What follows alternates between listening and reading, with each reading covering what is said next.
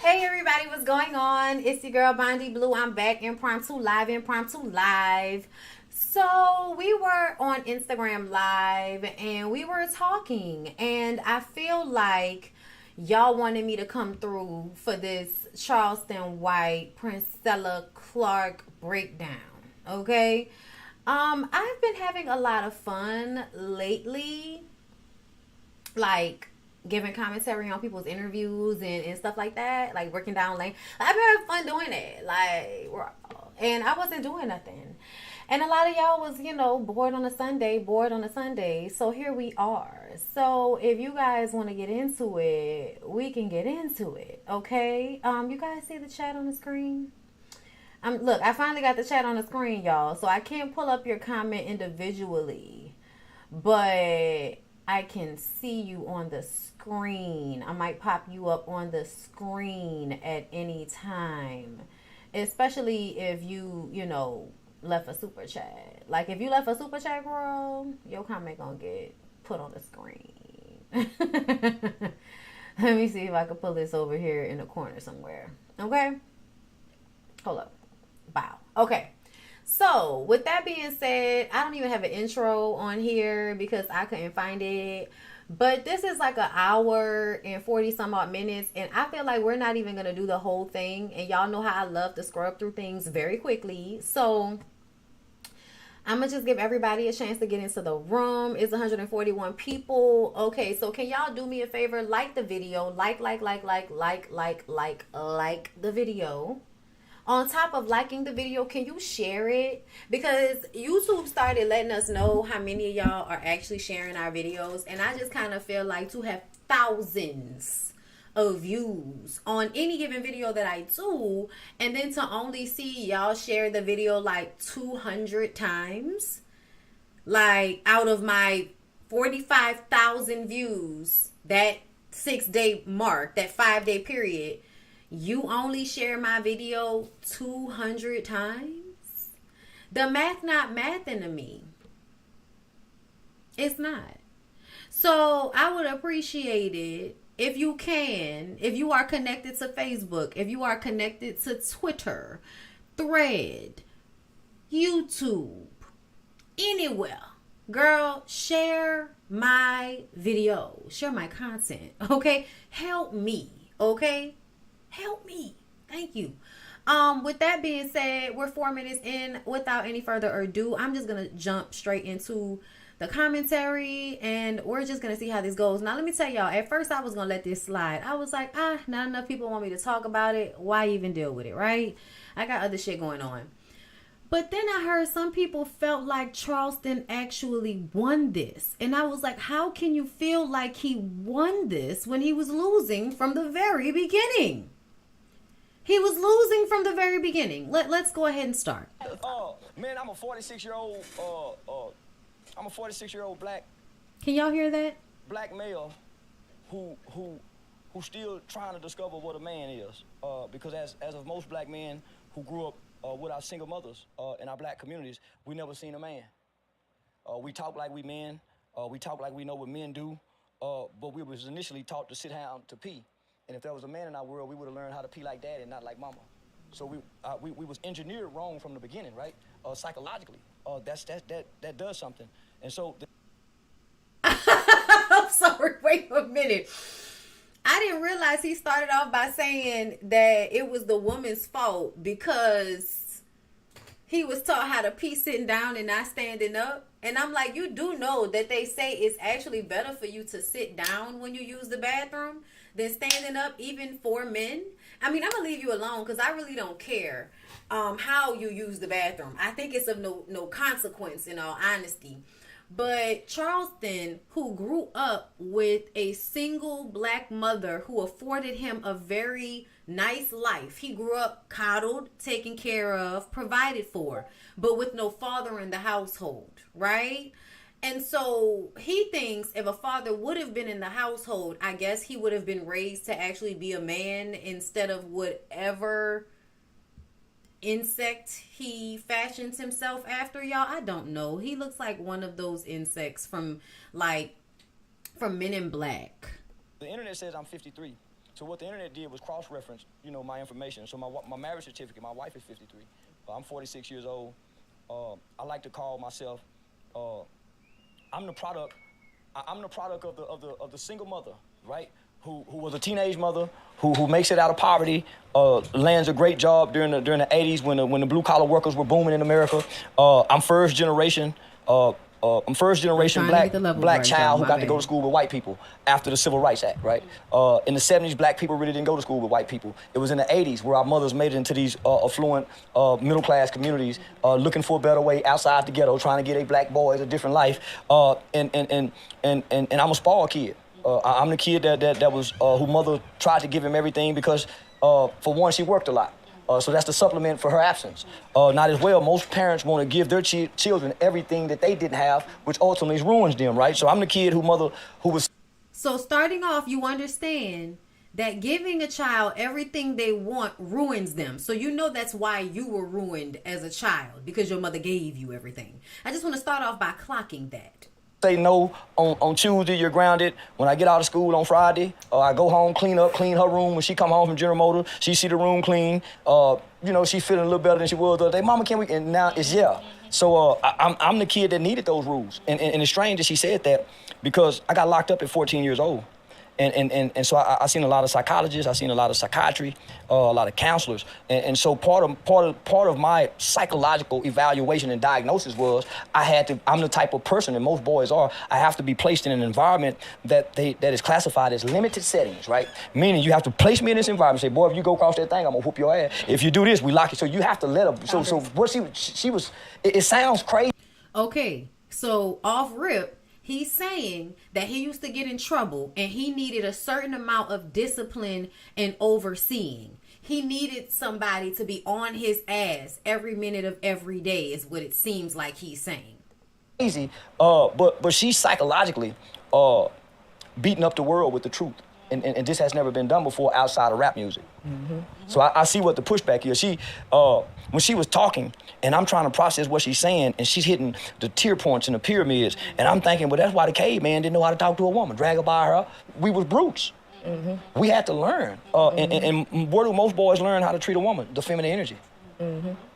So I'm everything that she described, but I had a mother who tried and thought that. He's everything that Princella described, but she tried. His mother tried.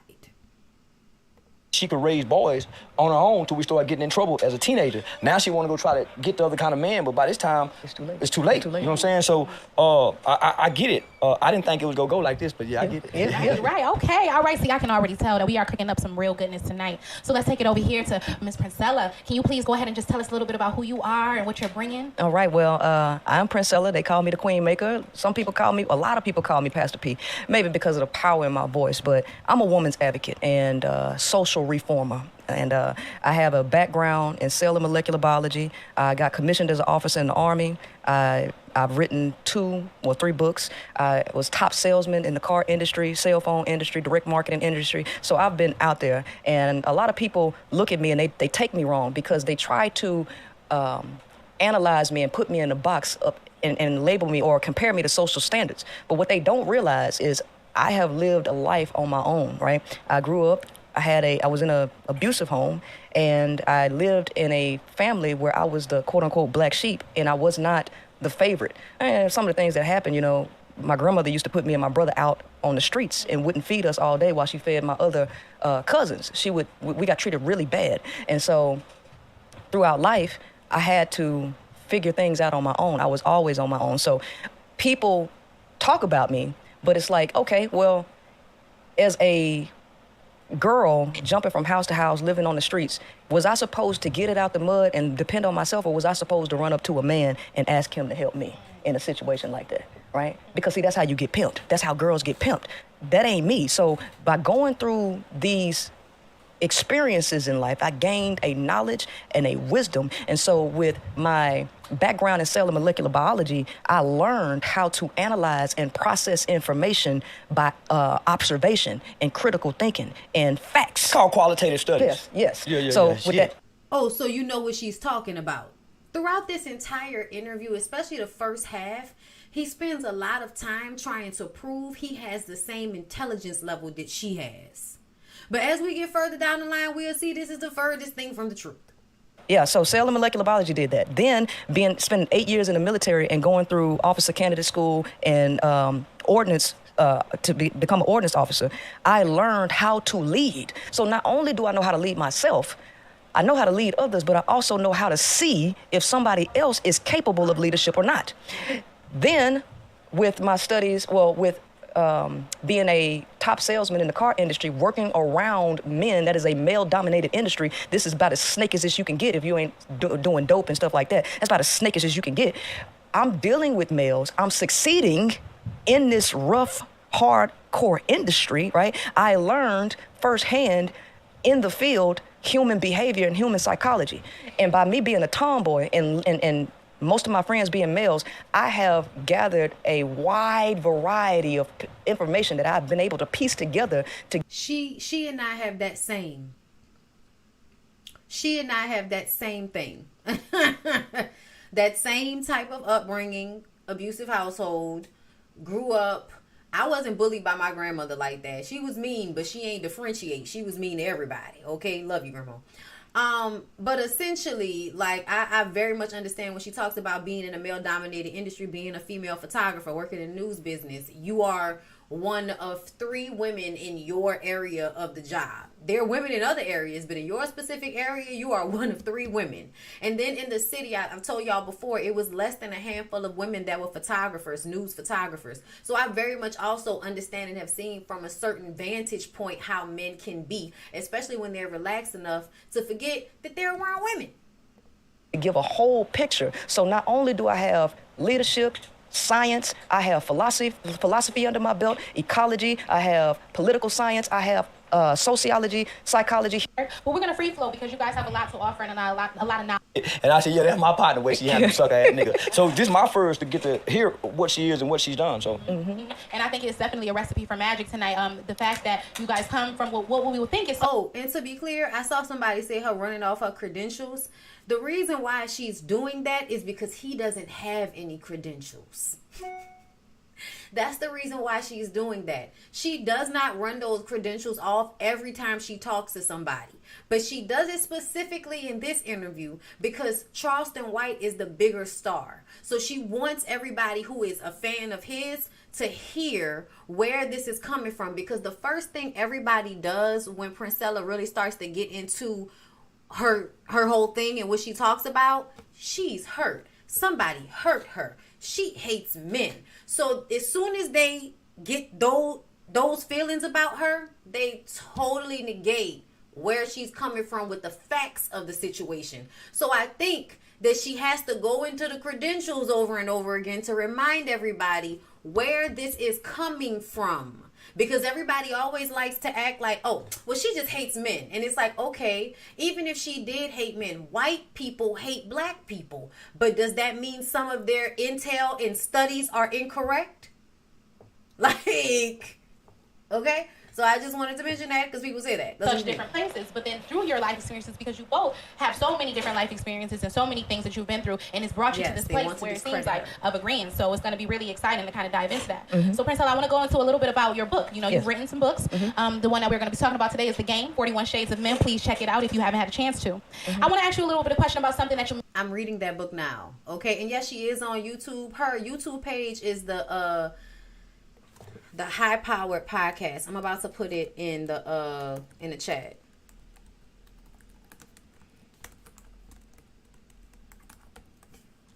But this is her YouTube page. I just put it in the chat for y'all. Hopefully it shows up soon. Okay.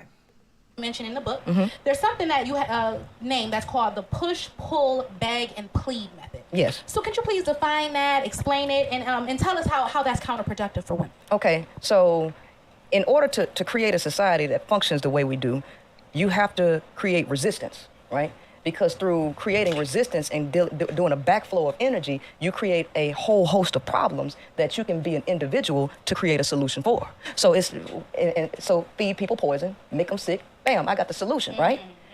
create a whole host of issues by creating a backflow of energy, and then you create a solution to the problem. So how women believe about men is that men are leaders, they're providers and protectors, and that you are special if they give their love to you.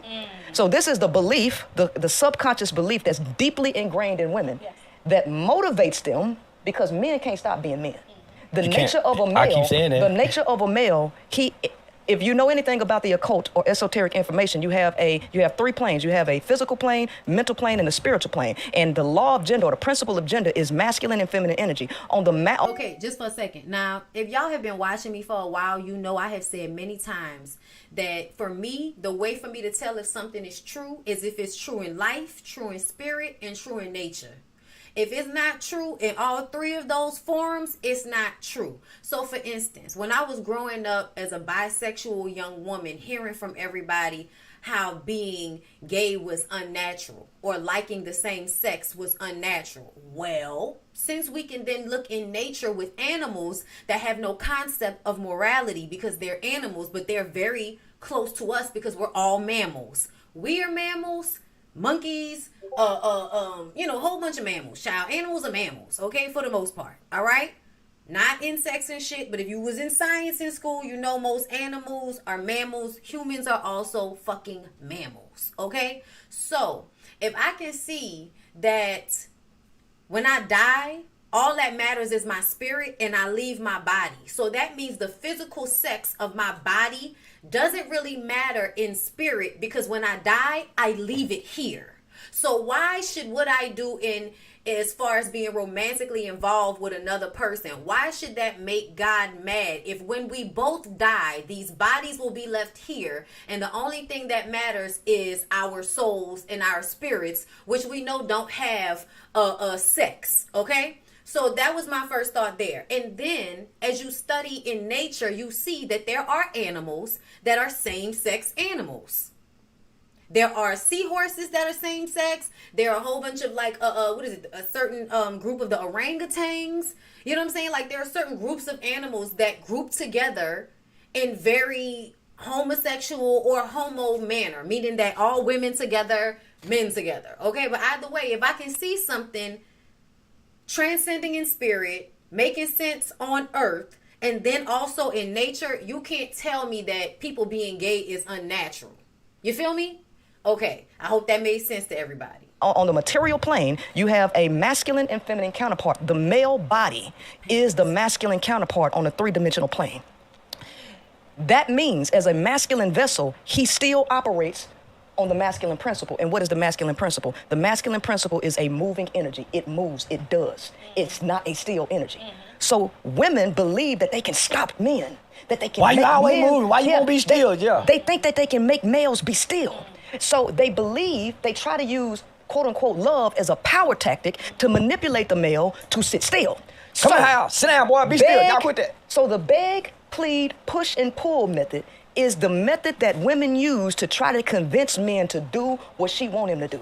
Give her emotions, be monogamous, do all of this, which is totally counterproductive because it'll never work, right? And so in order to fix the problem, you change the flow of the energy and you go with the flow.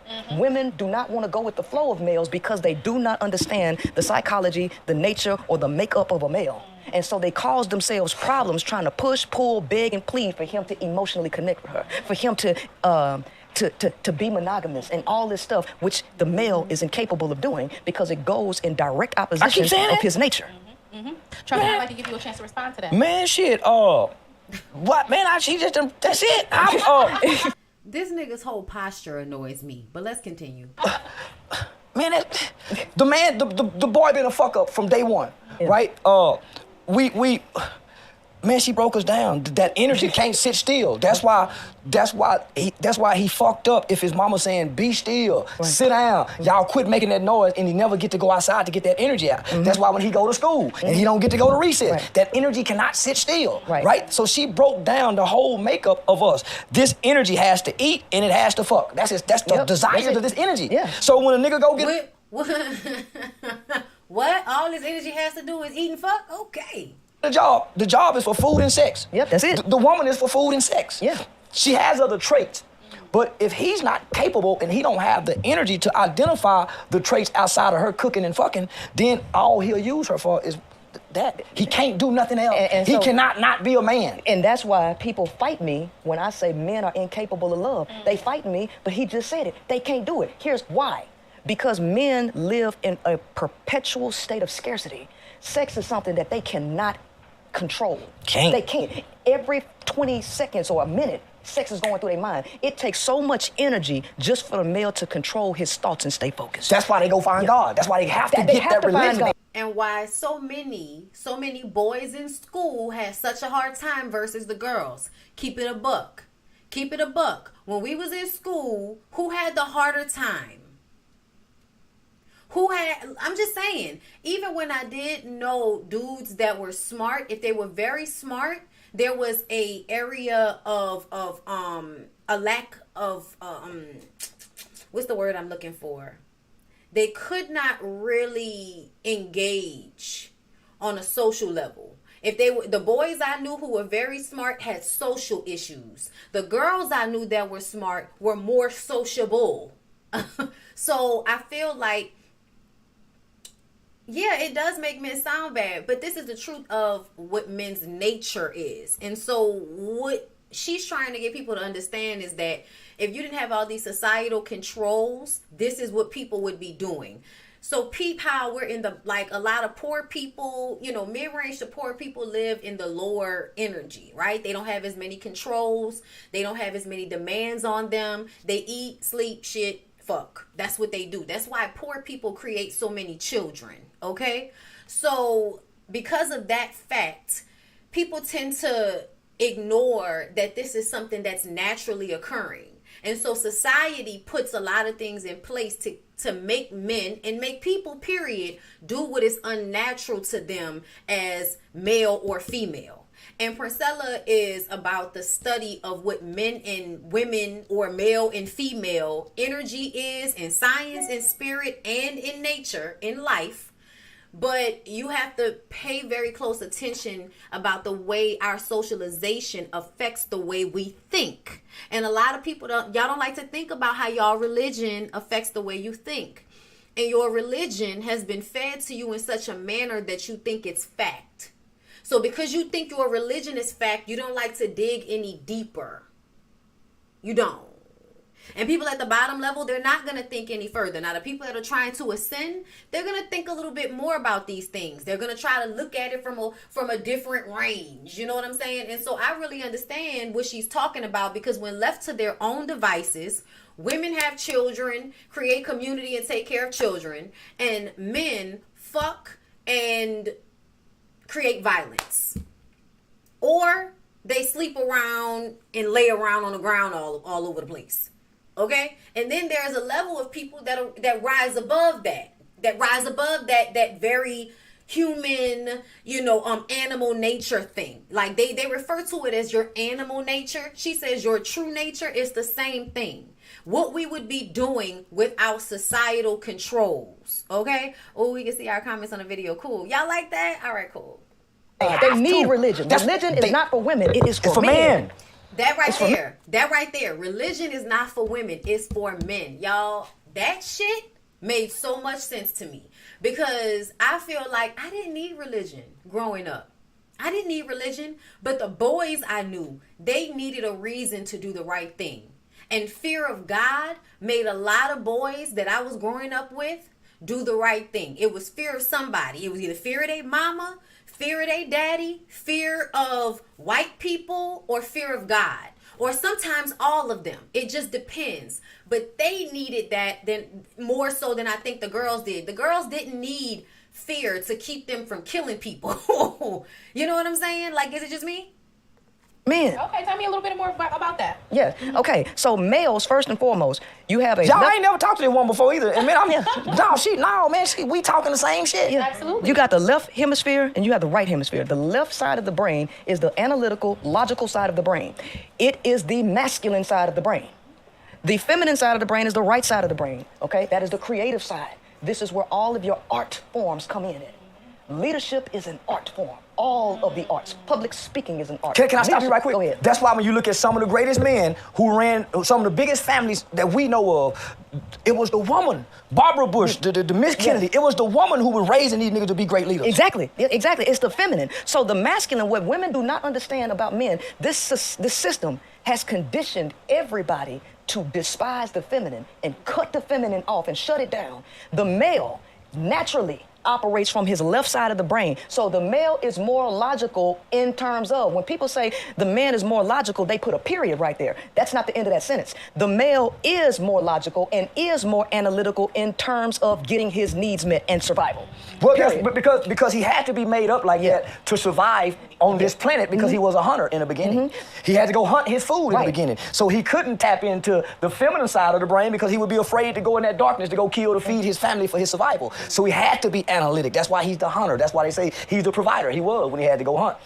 Women, so it was a difference, right? So that's why when a man, and I struggle with it, that's why when a man and a woman are having conversation about what he done wrong. Let me say this. Well, they're doing the right thing, believing in the Lord because he's very much real. That's not why they're doing the right thing.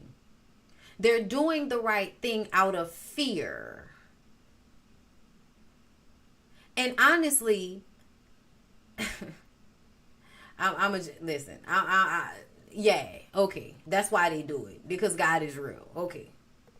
What she done wrong, they very seldom can come to an agreement because the man can't relate to her side of the brain. She's saying, tell me how this made you feel, and he's telling you what he thought. And here's the thing. What women do not understand is when males are born, they have, most of them have communication deficits. A lot of them can't even tell you how they feel. They don't even have the words to explain how they feel. They have it's a deficit called alexithymia, right? That is a lack of an emotional vocabulary, and more boys than girls are affected with that. I went into the boys' home. They used to give us a whole Look at him. He can't even keep still.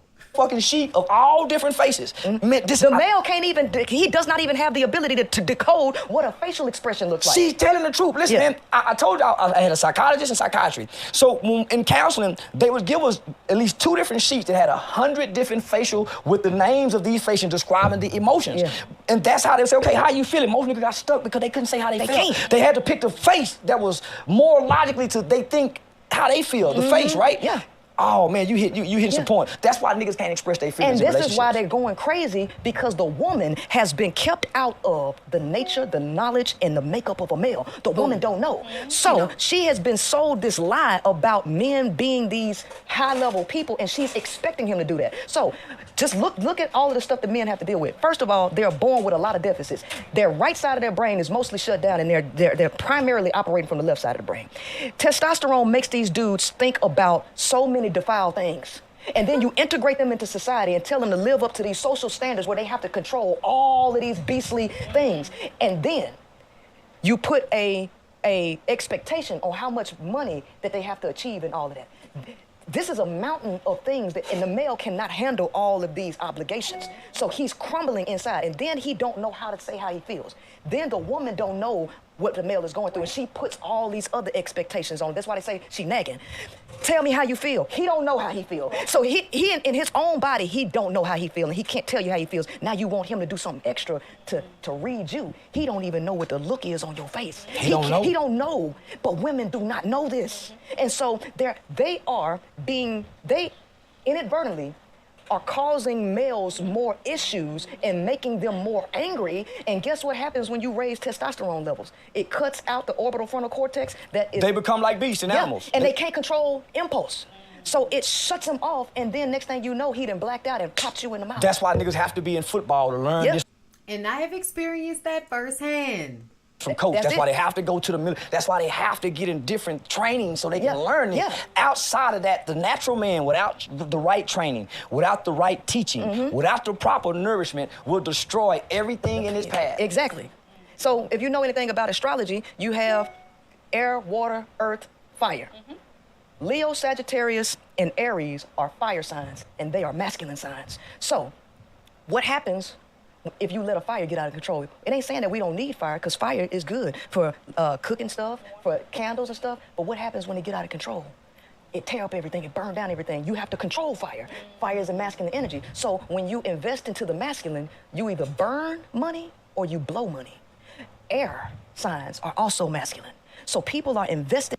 Just to be clear, she's smarter than Dr. Umar. It is her delivery, I think, that bothers a lot of people. When people are being talked to by someone in a manner that is as if they know more than you, and especially as a woman, I think people don't like to hear what she's saying because she's a woman. If a white man were saying the same shit, nobody would be disputing it or having an issue with the tone or the energy of where it's coming from. Into males and wonder why they ain't getting no return. Because if you don't train the male early, you got to about 3 years old before you make a real positive. If by 5, if you ain't made no impact, baby, you done fucked up for the because those are the pivotal years for the foundation and the temperament of this being. Exactly. Right. So whatever that motherfucker get from 0 to 5, it shows at 40, and it don't change. It don't change. It don't change. He's in arrested development, and see, that's why the Bible again. These patriarchal religions were made for males. Train a child in the way he should go. That's why everything is he. This is not about the woman. I keep telling you that God didn't talk to the woman. It's about him. The feminine is the subconscious mind. The subconscious mind is the feminine part of the mind. It can do think of trillions of things. It's suggestible. The female is suggestible. She can change her mind. He can't. That's what make a nigga feel guilty when he do wrong on the inside. That part of your brain. You got that right side saying, do it, nigga, fuck that shit. Boy, that quiet left side, it's the woman's side. The female There's so much side. pressure on the boy now because he's watching so many men fail. That's why so many boys are tapping into the estrogen side of their brain, the woman's side. That pressure. And if you don't have the right environment. That doesn't make any sense, but okay. So you go back to environment and nurture. If you're not nurtured properly from the time you laying in your mother's belly, the thing that you hear through her ears while she pregnant. The shit that she feel while you in her stomach, you take on all of that as a boy. And that's why it's important. That's why. Boom, that comment right there. Fundamentally, men hate women. I believe this. I do.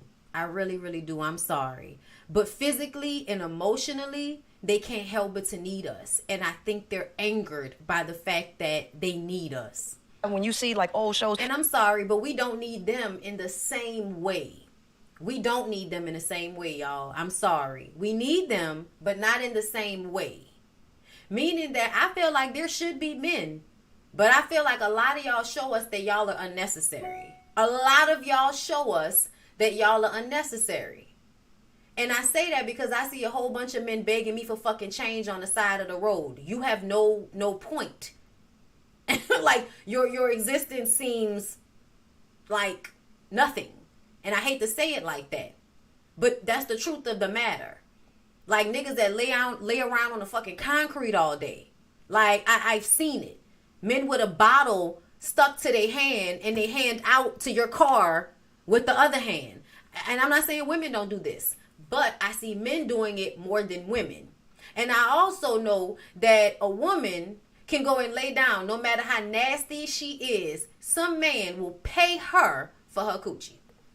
The woman got to get rest because the whole thing, they focused on breeding boys. And they knew that the woman needed to have peace and all that because anything that goes, the female is a lot stronger in utero than the male. Anything can make you abort a male child. Anything can mess up the male That's why brain. they got Joseph ass away from Jesus. Nigga over there, he couldn't even talk. Took it. So see what we don't know as men, when we plant that seed, everything we do from the moment that we have a knowledge that this seed is conceived, right? Our actions and our energy transfers to that kid. The things that we do, the women that we lay with, the recreation that we partake in, when we come home and lay with that energy, with that seed in it, all of that transfers to that energy. And women don't understand that because that seminal fluid, it's a concoction of a whole bunch of stuff that inside of the male, and he put that in you. So whatever's going on in that dude's life, his diet, everything, his spirit, that gets injected into the woman, right? They get it, and women don't understand this. They don't understand. You ain't never been dickmatized before? I tell y'all this all the time. Dictamization is a real thing, girls, okay? And it's usually when that nigga gets some of his semen, even if he don't bust in you, but just his premature ejaculation going up and through your vagina, up into your bloodstream and into your damn brain, and now you acting like a crackhead over this nigga. And then Don't talk about when it's been a little while since you fucked them. If you like couple of months, all of a sudden you be like, I was tripping. That nigga had me tripping. Oh my God. What was I doing? I was like acting like a fucking crackhead. What was I doing? And then all of a sudden hindsight is 2020. And listen, if you cannot, it's like being a drug addict, y'all. It is so like being a drug addict, because you'll know it's best for you to stay away from it. You know it don't mean you no good and everything. You even know that even if you let it hit, you know what I'm saying, you hit it one more time, it's still not going to be as good as that first high, but you might try to get it like that. And to me, a lot of times I noticed dudes who had real good dick, it was like chasing a high. Like, it had to be like real good circumstances for you to get the exact same feeling. But once you start recognizing how them niggas ain't good for you, you start looking like a crackhead. I went through this personally, y'all. I went through this. I was sitting in my house on the floor 2 o'clock in the morning losing weight as if it was Katrina, bitch. It was not Katrina. And my neck was thin and I was depressed and sad and I was not myself. Now, I had known this dude for a long time, but it wasn't until he me that now I'm acting retarded. I'm acting crazy. I'm acting like I'm on drugs now. Okay? So that's why I'm saying, y'all, okay? Y'all don't be seeing it, but y'all really act like fiends about penis. And I get it, but it's not a good look. It's not. It doesn't matter. Understand how seminal fluid actually impacts their physiology and their psychology. They have no clue, and they think that they can be like males. And the reason why, we got to take this all the way back to the basics. If you let's not talk about if they hit every time, girl. That's not even what it takes to pull yourself away from an ain't shit nigga whose dick hits every time. It is some of the hardest things women have had to do in their lives. Don't tell me that seminal fluid is not a real thing. Don't tell me, bitch. I've been there. Understand the basics. You can be a master at anything. But right here, what we're talking about is being a master of life. When you look at life, you got to go to the basics of the foundations of life. And you have 5 characteristics of life. And where do you get those 5 characteristics from? Biology. Biology. A living organism must have cells, it must grow and change, it must process energy, right? And it must change and grow, and it must respond to environmental stimuli. This is the number one thing. The environment has, it communicates with the parasympathetic and sympathetic nervous system. This is unconscious, automatic responses that are not, that the human is not aware of. This is infinite intelligence. So the environment makes people respond automatically to whatever's going on. Fight or flight, your heartbeat, all of that is unconsciously controlled. So what has occurred is that the people who run this system created a system that created multiple different environments and stuck people in these environments, kept them out of the mind, out of the consciousness, and allowed the infinite intelligence to respond automatically to whatever is going on around them. Then the second stage is psychology. You then start engineering people with illusions and altering the perception on reality to get them to behave and solidify the things that was happening on a biological level, right? So now you have women. Okay, so before I'm gonna let her finish, the shit she talking about. Did anybody see the new movie on Netflix with Jamie Foxx? The new movie on Netflix with Jamie Foxx called They Clone Tyrone. Literally, the movie is about the way, well, the government, we'll say it like that, because it's not all white people, it's the government. The way the government studies black people in the hood. The hood was something thought of and created in order to control people and keep them where they are. Constantly in service level, constantly in your lower level, okay? So go watch that movie on Netflix, y'all. I feel like that'll really make a lot of this shit that she's talking about make sense. Because when I watched that shit, I was like, damn, if this ain't what Princella be talking about. Universe 25 and the science experiment that is the hood. Okay? It is an experiment. I mean, this country is a failed experiment. But let's continue on. And men operating in a way unconsciously and everybody pointing the finger at each other. not realizing that it's the people who know better and know life and put you in an environment where you don't have the mentality, the intelligence to be consciously aware to counteract what's going on around you. That's why when you enter into different worlds, people want to know where you come from. Yeah. That's why your neighborhood and your city is so important to you and everybody else. I once heard President Bush say, Hold up. I see this comment. Aria, digmatization has and will never apply to me. It's the way I am treated initially that will have an effect on my mental, not dick. And I just want you to understand that none of us are talking about getting fucked before we're initially treated well. like I don't know what you thought we meant when we said that. But this, and I've explained this before, what I'm talking about when I was saying me specifically being digmatized, I knew the man and worked with him for more than 2 years, and he chased me for a good amount of time before I even gave him a chance to go out with me. So trust me, we're not talking about getting digmatized off of strangers. Like, just so we're clear, okay? It's a whole combination of things. But you take a man that treats you, that has learned you well enough to tell you what you want to hear, okay?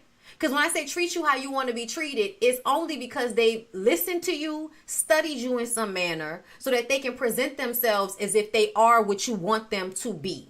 And it's so that they can use you and or fuck you. That's what it's about. So when they do that, all of those initial he treated me nice things are so he can fuck you. And if his dick is good, when he fucks you, he locks you in. Now you got the mental and emotional, and then you add in the physical. You are done. That's what victimization is. It's not just, oh, this nigga ain't shit constantly and consistently. No. All the niggas that ain't shit have their moments, and their moments hit so hard that the women are always trying to get back to the original behavior. It's still a drug, baby. It's still a drug. Because they hit you up in such a way at the beginning that you spend the rest of the relationship forgiving bullshit because you think you're going to get back to the initial treatment, which again is the initial high. See what I'm saying? It's the same mentality, okay? But there is a biological standpoint to it, and that's just the point we're trying to make. How you was raised and where you was raised is some of the two most important factions of who you are as a person. How you was raised and where you was raised goes back to what she was just speaking on.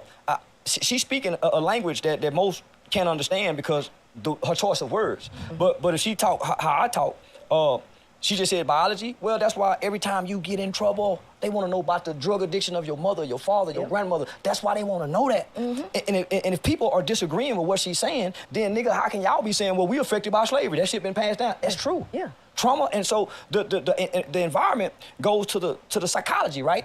That's why they say indoctrination starts in the classroom. As soon as you can start thinking where they put you in a motherfucking classroom and teach you everything that everybody else knows, nothing's different. Yeah, and so here's how you end up with dysfunction. He just said a whole bunch of shit that didn't really, like, he started to do this throughout the interview. She would have like a long tangent of making complete and utter fucking sense. And he chimes in with something that sounds like it makes sense, but not really.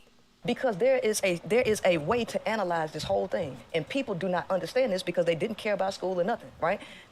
You have to start with the biology first. Biology gives you the foundation and the keys to life. You start with the biology first. Then the second step is the psychology. Third is sociology. That is the proper order. You end up with disorder when you try to put the sociological program or you try to put the psychological program before the biological program. And when you Giving do them food stamp, WIC, all that bullshit when they don't understand prenatal. So what's she breaking down? Look, keep interrupting her so he can explain what she's saying as if he knows and she doesn't. She just, man, goddamn, you good, girl. Damn, you good. Shit, you good. That's so biology, right?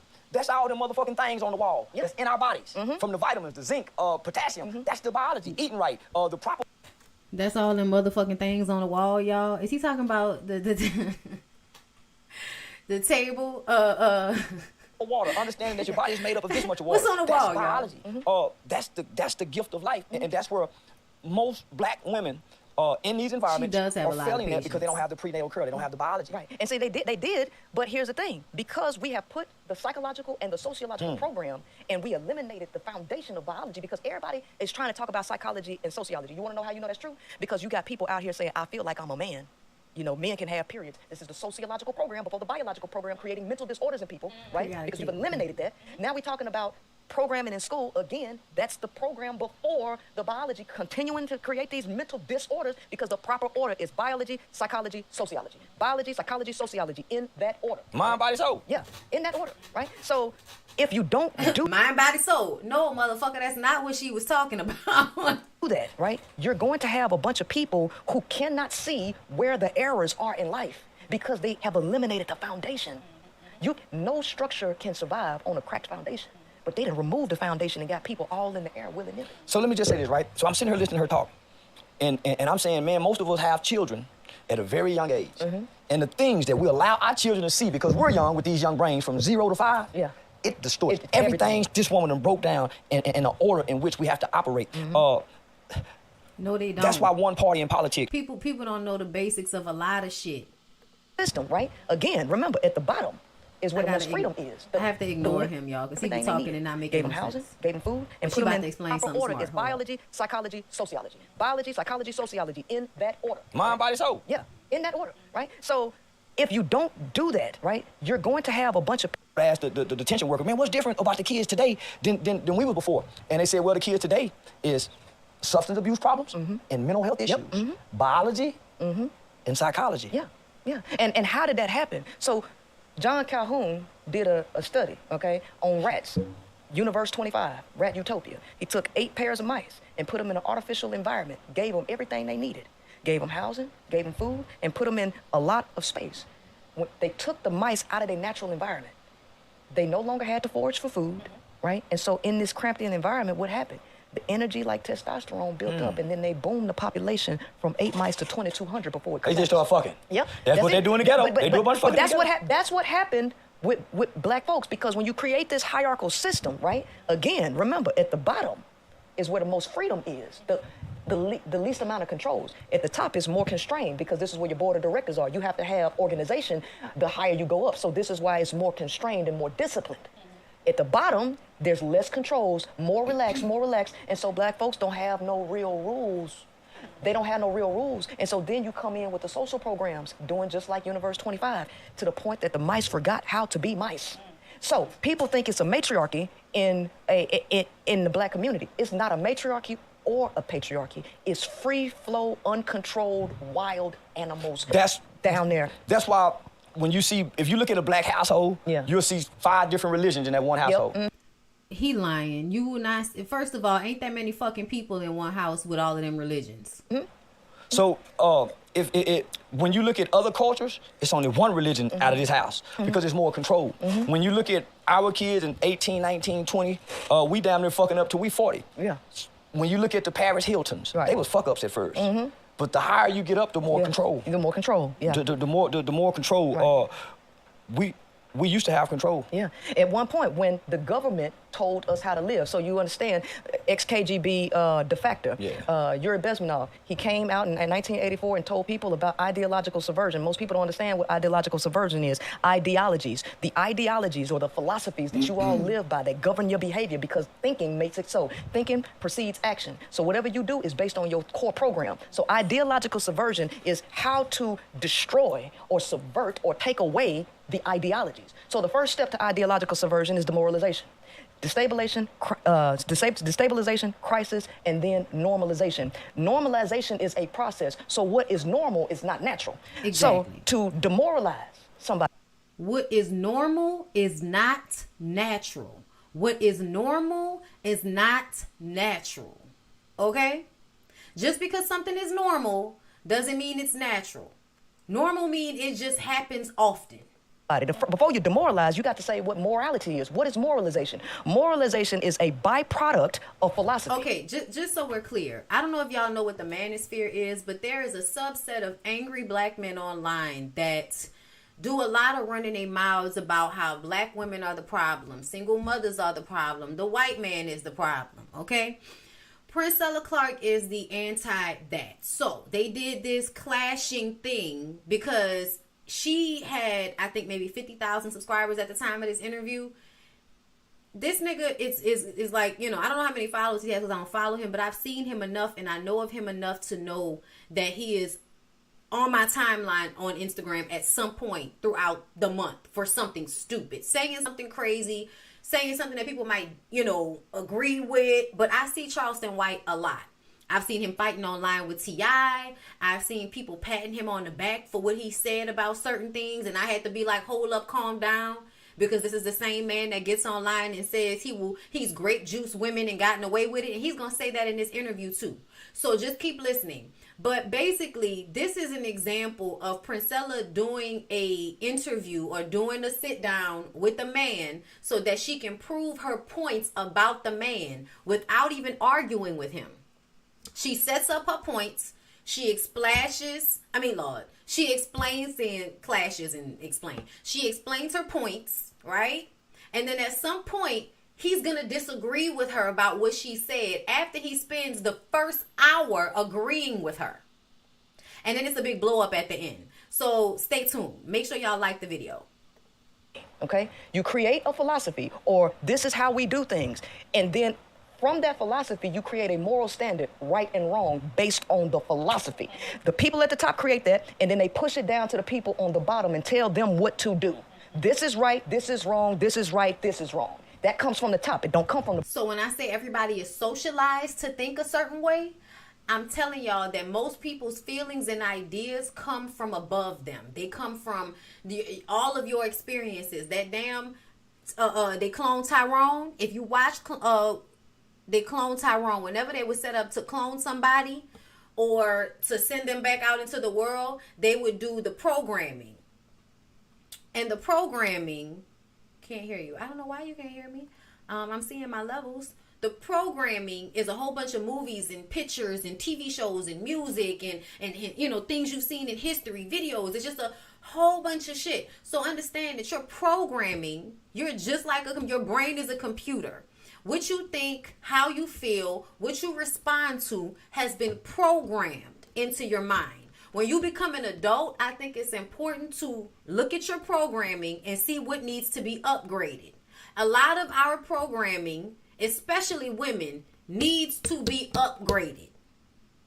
Your programming is based off of delusions that have been sold to you by people you don't even know. Bottom.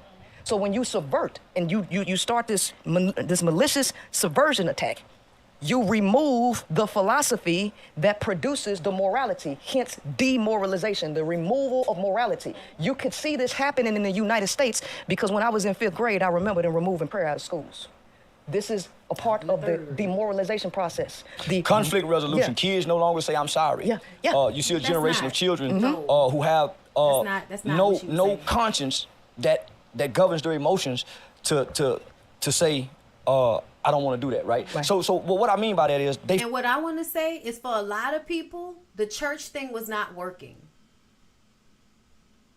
Because the men in the church were still perpetrating and living in their lower male nature. Fucking people. Whether they wanted to be fucked or not, you know a whole slew of preachers, priests, and everybody in between that wanted to tell you about God being a man. And at some point, their dick was out. Letting you know that the people that are trying to teach to you or teach you the morality, they don't even have it. Which is why, as time has gone on, it has not worked. Because it's not based on anything real. It has some true moments, but it's not really based in anything real. Taking away our morals. Yes. And hip-hop have become the ideology form that we all have taken on. Right. That's why we support the pimps, the gangsters. That's why when the killers go to jail, the whole community don't say, well, just let him, he done his time, he done the crime. That's why we say free the killer. Even knowing he killed somebody. Because Free we no Boosie. longer have any morals. So Free R. Kelly. She went and studied. And honestly, that's not because we don't have morals. That's because we live in a male-identified society that says men can get away with whatever they want to get away with. She went and studied some shit, And she's teaching it. I grew up in church and it's too. so truthful that it's hurting. That's why I get real aggravating to me when people act like I just don't understand church when I have my opinion of it. As if I didn't go to a Lutheran school and was raised in a Catholic church and also in a Methodist church that was right across the street. I was in a choir. I was a liturgical dancer. All of my schools, for the most part, until I got into high school, were Catholic or Lutheran. So I know a lot about theology and church, but whenever I give my opinion and how I feel based on my years of experience and my studies of it, everybody acts like, oh no, you just don't understand. No, I understand. I think you don't understand, but I'm going to leave you alone. Niggas, it's hurting men.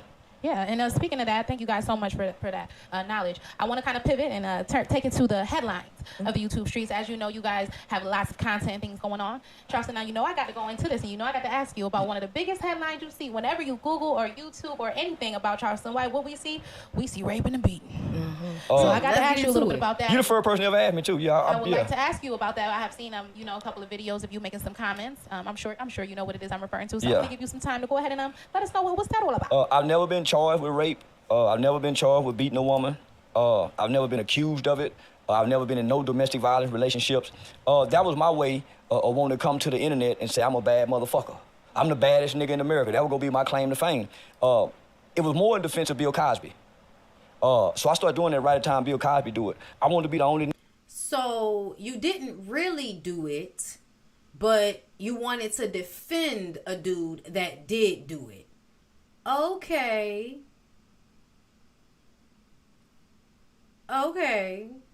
Catholic is not extreme. Catholic is just very starched traditions, and they handle their traditions in a timely manner, and they do it the exact same way every time.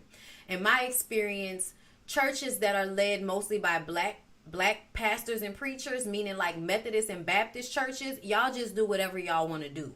Catholic churches are going to get you out in an hour and 30. Nigga in America, and then I was mad at the white people in the city, so I was getting into it with all the white. I was getting into it with my local politicians. So I would come into the internet saying some of the most horrific things, and I'm going radical at the time. So I was coming to the internet to go against white people. The same shit that they say to black women, the same thing that we say in rap music, I want to say to white people online. I served time for killing a white man. So I came out bragging about, I'm the only nigga I know ever done time for killing a white man. Nigga, we stood over the... Okay, so this conversation is going to get rated X. So can y'all please do me a favor? Like the video, share the video.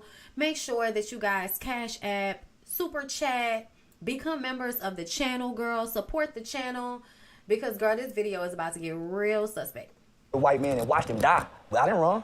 I wanted to see what a white man looked like dying, just like in the movies, right? So, the internet said, you ain't never killed nobody. I said, okay, well, nigga, I got away raping white bitches. Well, when I broke it down, we were raping as kids. I got locked up at 14 years old. I got out at 21 years old. Where's a rape case at? Where was a nigga raping? And I'm telling you, when we was kids, nigga, we were fucking at 11, 12 years old. What you think we were doing? You think we knew how to properly have sex? No, we were running trains from the ideologies of the music. Hey, we want some pussy. Me and my homies like to play this game. But there's a part that says every time it gets to me, I will shit out of luck because I stick my dick in and it will get stuck. The girl will say, stop. I say, I'm not. So at this time, when I'm making these videos, I'm actually working on children rape cases. Boys who running trains, recording it. The girl, so apparently, he was helping the boys that do this to the girls get off. That's what it sounded like to me. You were working on cases where the dudes had videoed the girls and what you were trying to get them off. I was teaching from a standpoint, and I use vulgarity. Yeah, so I ain't never done it. Nigga, I use vulgarity. You on some other shit. Let's not do that. I ain't never been accused of it, but I was talking about white women. So you chose sensationalism? Man, I chose satire and shock jocking. Not I was talking about white women as if that makes it any better. Let me tell you something. It is not 1990, bitch. I don't know what black women out here still thinking that as long as it's not being done to black women, it's okay. Girl, I'm going to tell y'all like Martin Luther King said, injustice. I think that was him that said an injustice somewhere is an injustice anywhere. I think that was him that said that. I could be wrong, but I think that was Martin Luther King that said that. Either way, it got the fucking point across to me. And here's the thing. I know what a shock jock is, y'all. Tasha K is a shock jock. Okay? When you are online telling people to grape women, that is not shock jocking. That is not shock jocking. That is somebody that is trying to promote a lifestyle. They're trying to promote a narrative. What's that shit y'all always saying that the gay people doing? Y'all always trying to push this on us. Well, that's what this feels like to me. You're talking about how the rappers taught y'all how to deal with women in a predatory manner, but you're now telling us that you were getting online to do the same thing? Okay. So it doesn't matter if you did it or not because you're promoting it. So just like Priscilla, man, I went to college and I studied what satire was, what a shock jock was to doing public speakings. Man, I wanted to be mean to white people. I didn't give a fuck about, I done raped white. And I went downtown too. And said the same thing. I can't wait till we start raping white bitches. But I'm taking everything to what the rapper said and taking everything back to slavery. Thank you.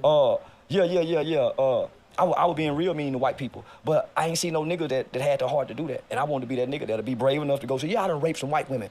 And I knew by me saying all these horrible things, it's gonna make people look. Somebody said in the comments, rape is satire? The fuck? You can't find one accusation, one video. So I wanted to be what the niggas is to white folks.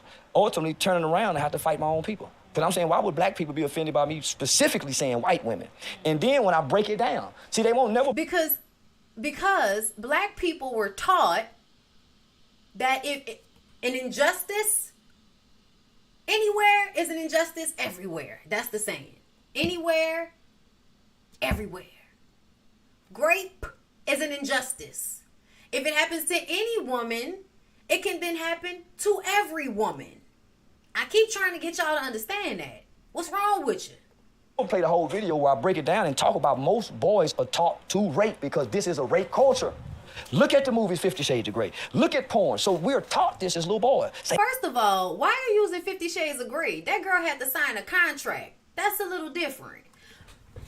But you are teaching that brutality is what somebody should expect during sex. And I feel like that was already being taught. That was being taught when I was growing up for boys to kind of like take things from you.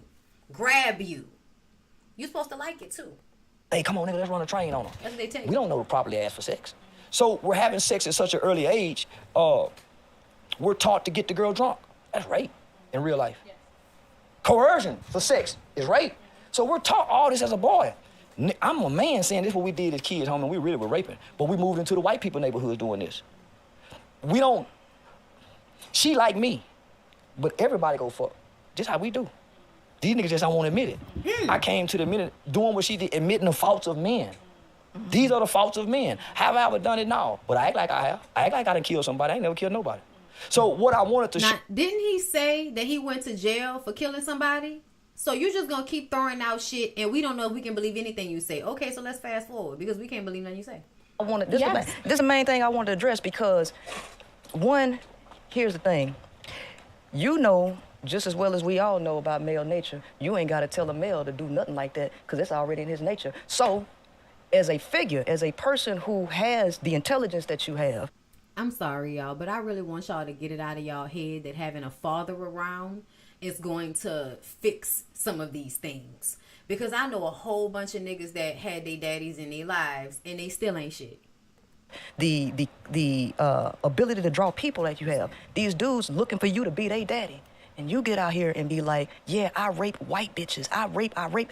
These dudes are waiting on the opportunity to take advantage. And let me tell you something. I was hoping they'd do it to white women. Yeah. When I said it, I was really egging niggas on to go get white women because I'm sick. Yeah, nigga, y'all doing it. Egging niggas on. He was egging niggas on.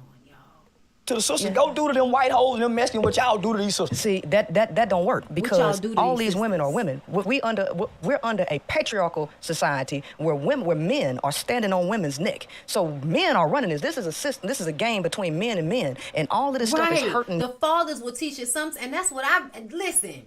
That right there is the main thing. Is that men learn these behaviors from other men. And sometimes they learn it from their daddies, from their uncles, from their older brothers, from their cousins. Please understand. Women and the planet by men doing the things that y'all are doing, and then we're promoting this. As a leader, you have to be responsible with your words. I ain't no motherfucking leader. I'm a nigga on the internet trying to get some goddamn money. Now, if you make me your leader and you go so you can get online and talk this shit to people and urge them to do things, but then when somebody says that you have to be more responsible with your words because you're leading people by urging them to do things, would you turn around and say, I ain't no damn leader. I ain't no leader. So when y'all tell me that men are supposed to lead, I don't want to hear that shit from y'all. I don't. Because honestly, men are not supposed to lead on a large scale. I'm sorry, they're not. They are leading on a large scale. And the world is in turmoil, bitch. rape a white bitch, fuck you and that white bitch. I don't love all women. I don't give a fuck about all women. Nigga, I don't give a fuck if a white bitch come up raped. And at the time, I was revolutionized. I was really trying to amp my niggas up. Let's kill white folk. Yes, hold up now, because some men learn from their moms, treating them like little husbands, telling them not to trust women. Yes, they're male-identified women. They're women that have had the DNA from their sons implanted in their fucking brains. So yeah, she ain't shit, but she ain't shit because of the society she lives in. She could be an ain't shit person, absolutely, but that's yet to be determined based off the fact that she's raising a child without a man. So her bond to him comes from the fact that there is a lack of help. So I feel like you still can't even fully put that on a woman, because still this woman is male identified. Still this woman is in the mindset of wanting and needing a man. And if she did not want or need a man, maybe she wouldn't be male identified in the way she raises her son. You see what I'm saying? Let's rape white women. But I feel you though. They got bitches out here that ain't shit. They teach their sons terrible shit. We not disagreeing. Because I want to do to them what they done to us. I really meant that at the time. And I know when the revolution jump off, when the war started, killing and raping is a part of the war. Jesus. That come with it. But see, you see what I'm saying? This ain't And he's also not wrong. Look in your history books and see how much raping and pillaging is male nature in society over millennia. This ain't no race. And it's just to get back at white folks, though. Not leave black women alone. This ain't no race war, because guess what? You see how they laughing? You see how when he say let's kill. People don't know the meanings of words sometimes. They hear you say shit, they not really understanding what male identified means. It means your identity is wrapped up in a man or in maleness. Let's rape, baby, that's what they support. And so women are in danger. All women are in danger. I don't give a damn if it's a white woman, black woman. They all ready to do that shit to you, me, your kids. They don't care about no damn color. And so all they want is to hear. Nah, nigga ain't gonna rape no white bitch. They scared to rape a white No, woman. they gonna rape everybody, because you know what? Big Mouth out there. I don't know if anybody know what happened in Somalia, right? They gave them soldiers cot. They wanted to take over some land and destroy another territory. They took those men. They gave them cot to chew, put it in their mouth, drove their sex urges up, and told them this is what you do to be a real man. Baby, when they got their testosterone up, baby, they went and raped kids, dogs, men, women, and it was so bad over there. So I'm telling you, these men, that's what they want. Nah, they ain't gonna rape no white bitch. They may fuck on a little girl. Nigga, one thing I know about these niggas in America, they ain't finna do nothing to no white person, especially not no white bitch. These niggas is too scared of white folk. No, they'll do everything in the black community, and I'm saying, okay, nigga. But you was urging them to do it. If y'all want to do this, let's go across the railroad tracks and do it. Let's make some songs talking about raping the white bitch. Y'all got songs talking about putting the molly in the girl drink. So let's make us some songs talking about killing white. Yeah, but you can't do this, because you can't do that because this not your society. This them people's society. And then in them people's society, they say you can't play with they women like that. Y'all could play with y'all women like that, but y'all can't play with our women like that. That's what they say. Only they can play with their women like that. Okay? Only the white men feel like they can take advantage of their women. But they don't feel like y'all niggas can come and take advantage of their women. Even though some of y'all try. A lot of y'all try. I don't know. He even said growing up in a white neighborhood, he knew what he was doing, running trains on girls and all of that. Mind fucking the girls into having sex, coercing them. He already told y'all what he was about. White babies. Boy, Y'all they got love it. songs talking about killing our babies, smoking on Tuka. Let's smoke on some white babies. They Let's love smoke on some white, yeah. Let's say fuck, yeah. So I'm with that shit because I understand we are a nation of people, not a race of people. I don't give a fuck about the race. I care about my kind that's within the nation. I know there was a fact. So at first it's about black people, then you don't give a fuck about race. Pick a side. You know, the Black Panther Party. Them niggas Giving crackhead. went out and became serial rapists. Raping and fucking and killing is just part of the man. These niggas are too scared of white folk. No, they'll do everything in the black community. And I'm saying, okay, nigga, if y'all want to do this, let's go across the railroad tracks and do it. Let's make some songs talking about raping the white bitch. Y'all got songs talking about putting the molly in the girl drink. So let's make us some songs talking about killing white babies. Boy, Y'all they got love it. songs talking about killing our babies smoking on Tuka. Let's smoke on some white babies. They Let's love it. smoke on some white, yeah. Let's say fuck, yeah. So I'm with that shit because I understand we are a nation of people, not a race of people. I don't give a fuck about the race. I care about my kind that's within the nation. I know there was a faction of the Black Panther Party. Them niggas went out and became serial rapists. Raping and fucking and killing is just part of the man's nature. Oh, yeah. Yeah. Raping and killing is just part of the man's nature. I told you. She I not told lying? you. It's part of their nature. So why, when you think they come in your house, you got them around your kids? See, these men keep telling you we visual. No, niggas ain't turned on by kids. No. It's some nigga, I know a bunch of niggas. Now, it's a bunch of niggas freaky in the motherfucker, but they ain't gonna touch no baby. Hold on. Look, check. The male don't have no moral compass. He don't have an internal moral compass. Oh, sure he wake does. up. He wake up. Well, with a let me just say this. He may not have a moral compass, but he develops one when he's in the right environment. Okay, so I want y'all to hear what she's saying. The male. Okay? It's the difference between men and the male. Okay? She's talking about men that live in their lower like animal instincts all the time. Okay? For real. And there are a lot of men who live in that area. They'll do anything. Y'all know. Right? Because I grew up believing raping and killing was cool. I've never done it. I believe raping and killing was cool. And you still do. I don't do it. Yeah, I believe it should be done in retribution. I believe whatever was done to black people in America, they should do it to everybody else. Whatever it is. I'm 46 years old, and I've been preaching this since I was a kid. So you don't have an internal moral compass, just like she said. Okay. I ain't raped nobody. I ain't molested nobody. I've been around a lot of niggas that's been 19, 20, 21, 22, 23, 24, 25, 26, 27, 28, 29, 30, 31 years incarcerated, locked up since they was 12, 13, 14, 15, 16, 17, and they ain't never raped or molested a baby. So they have to have some type of something that governs them. Well, they work around women. We in the strip clubs every night, touching whole pussy. Well, don't act like because a dude won't do something to a kid that means he won't do something to a woman, because that's not, no. No, those aren't the same. And we've never been accused Well, of this. but that goes against the numbers that's out here with all of these girls. But it's white men numbers, though. When you look at the statistical rape, it's white men, it ain't niggas. No, because let's keep it a book, because we know that black folks were sweeping this shit under the rug. You got Chester child molested in the Yeah, house. them hoes were touching on yeah, that dick, too. yeah. Them little boy, 7 years old, that grown man dick. Women been molesting, too. What happens in our house stays in our house culture. Now, All that. So let's keep it a buck. There are things going on behind closed doors. It was more women facilitate molestation than it was the man. Well, The woman overlooking. Look how the lady looked around. More women facilitated rape than men. Oh, okay. We're not going to put all this on the man. Because Martin Luther King, Malcolm X, Marcus Garvey, men, none of these. No. She said male as a generalization. Absolutely. And that is what she means. The male. Okay? But what I am saying is, if somebody graduates to being a man, then we ain't talking about you. That's what I mean. People have been accused of abusing women. Yeah, we fuck a lot of women, but we ain't abusing women. Some women are meant to be fucked on. Some women need their ass kicked. Some women need their pussy cooked. Some women need to be... They need it. But you know see, why? Because all women ain't women. It's some bitches. It's some hoes. It's some ladies. And if you think there are a lot of men that don't have that same mentality, that they can put you in a box, you're a hoe.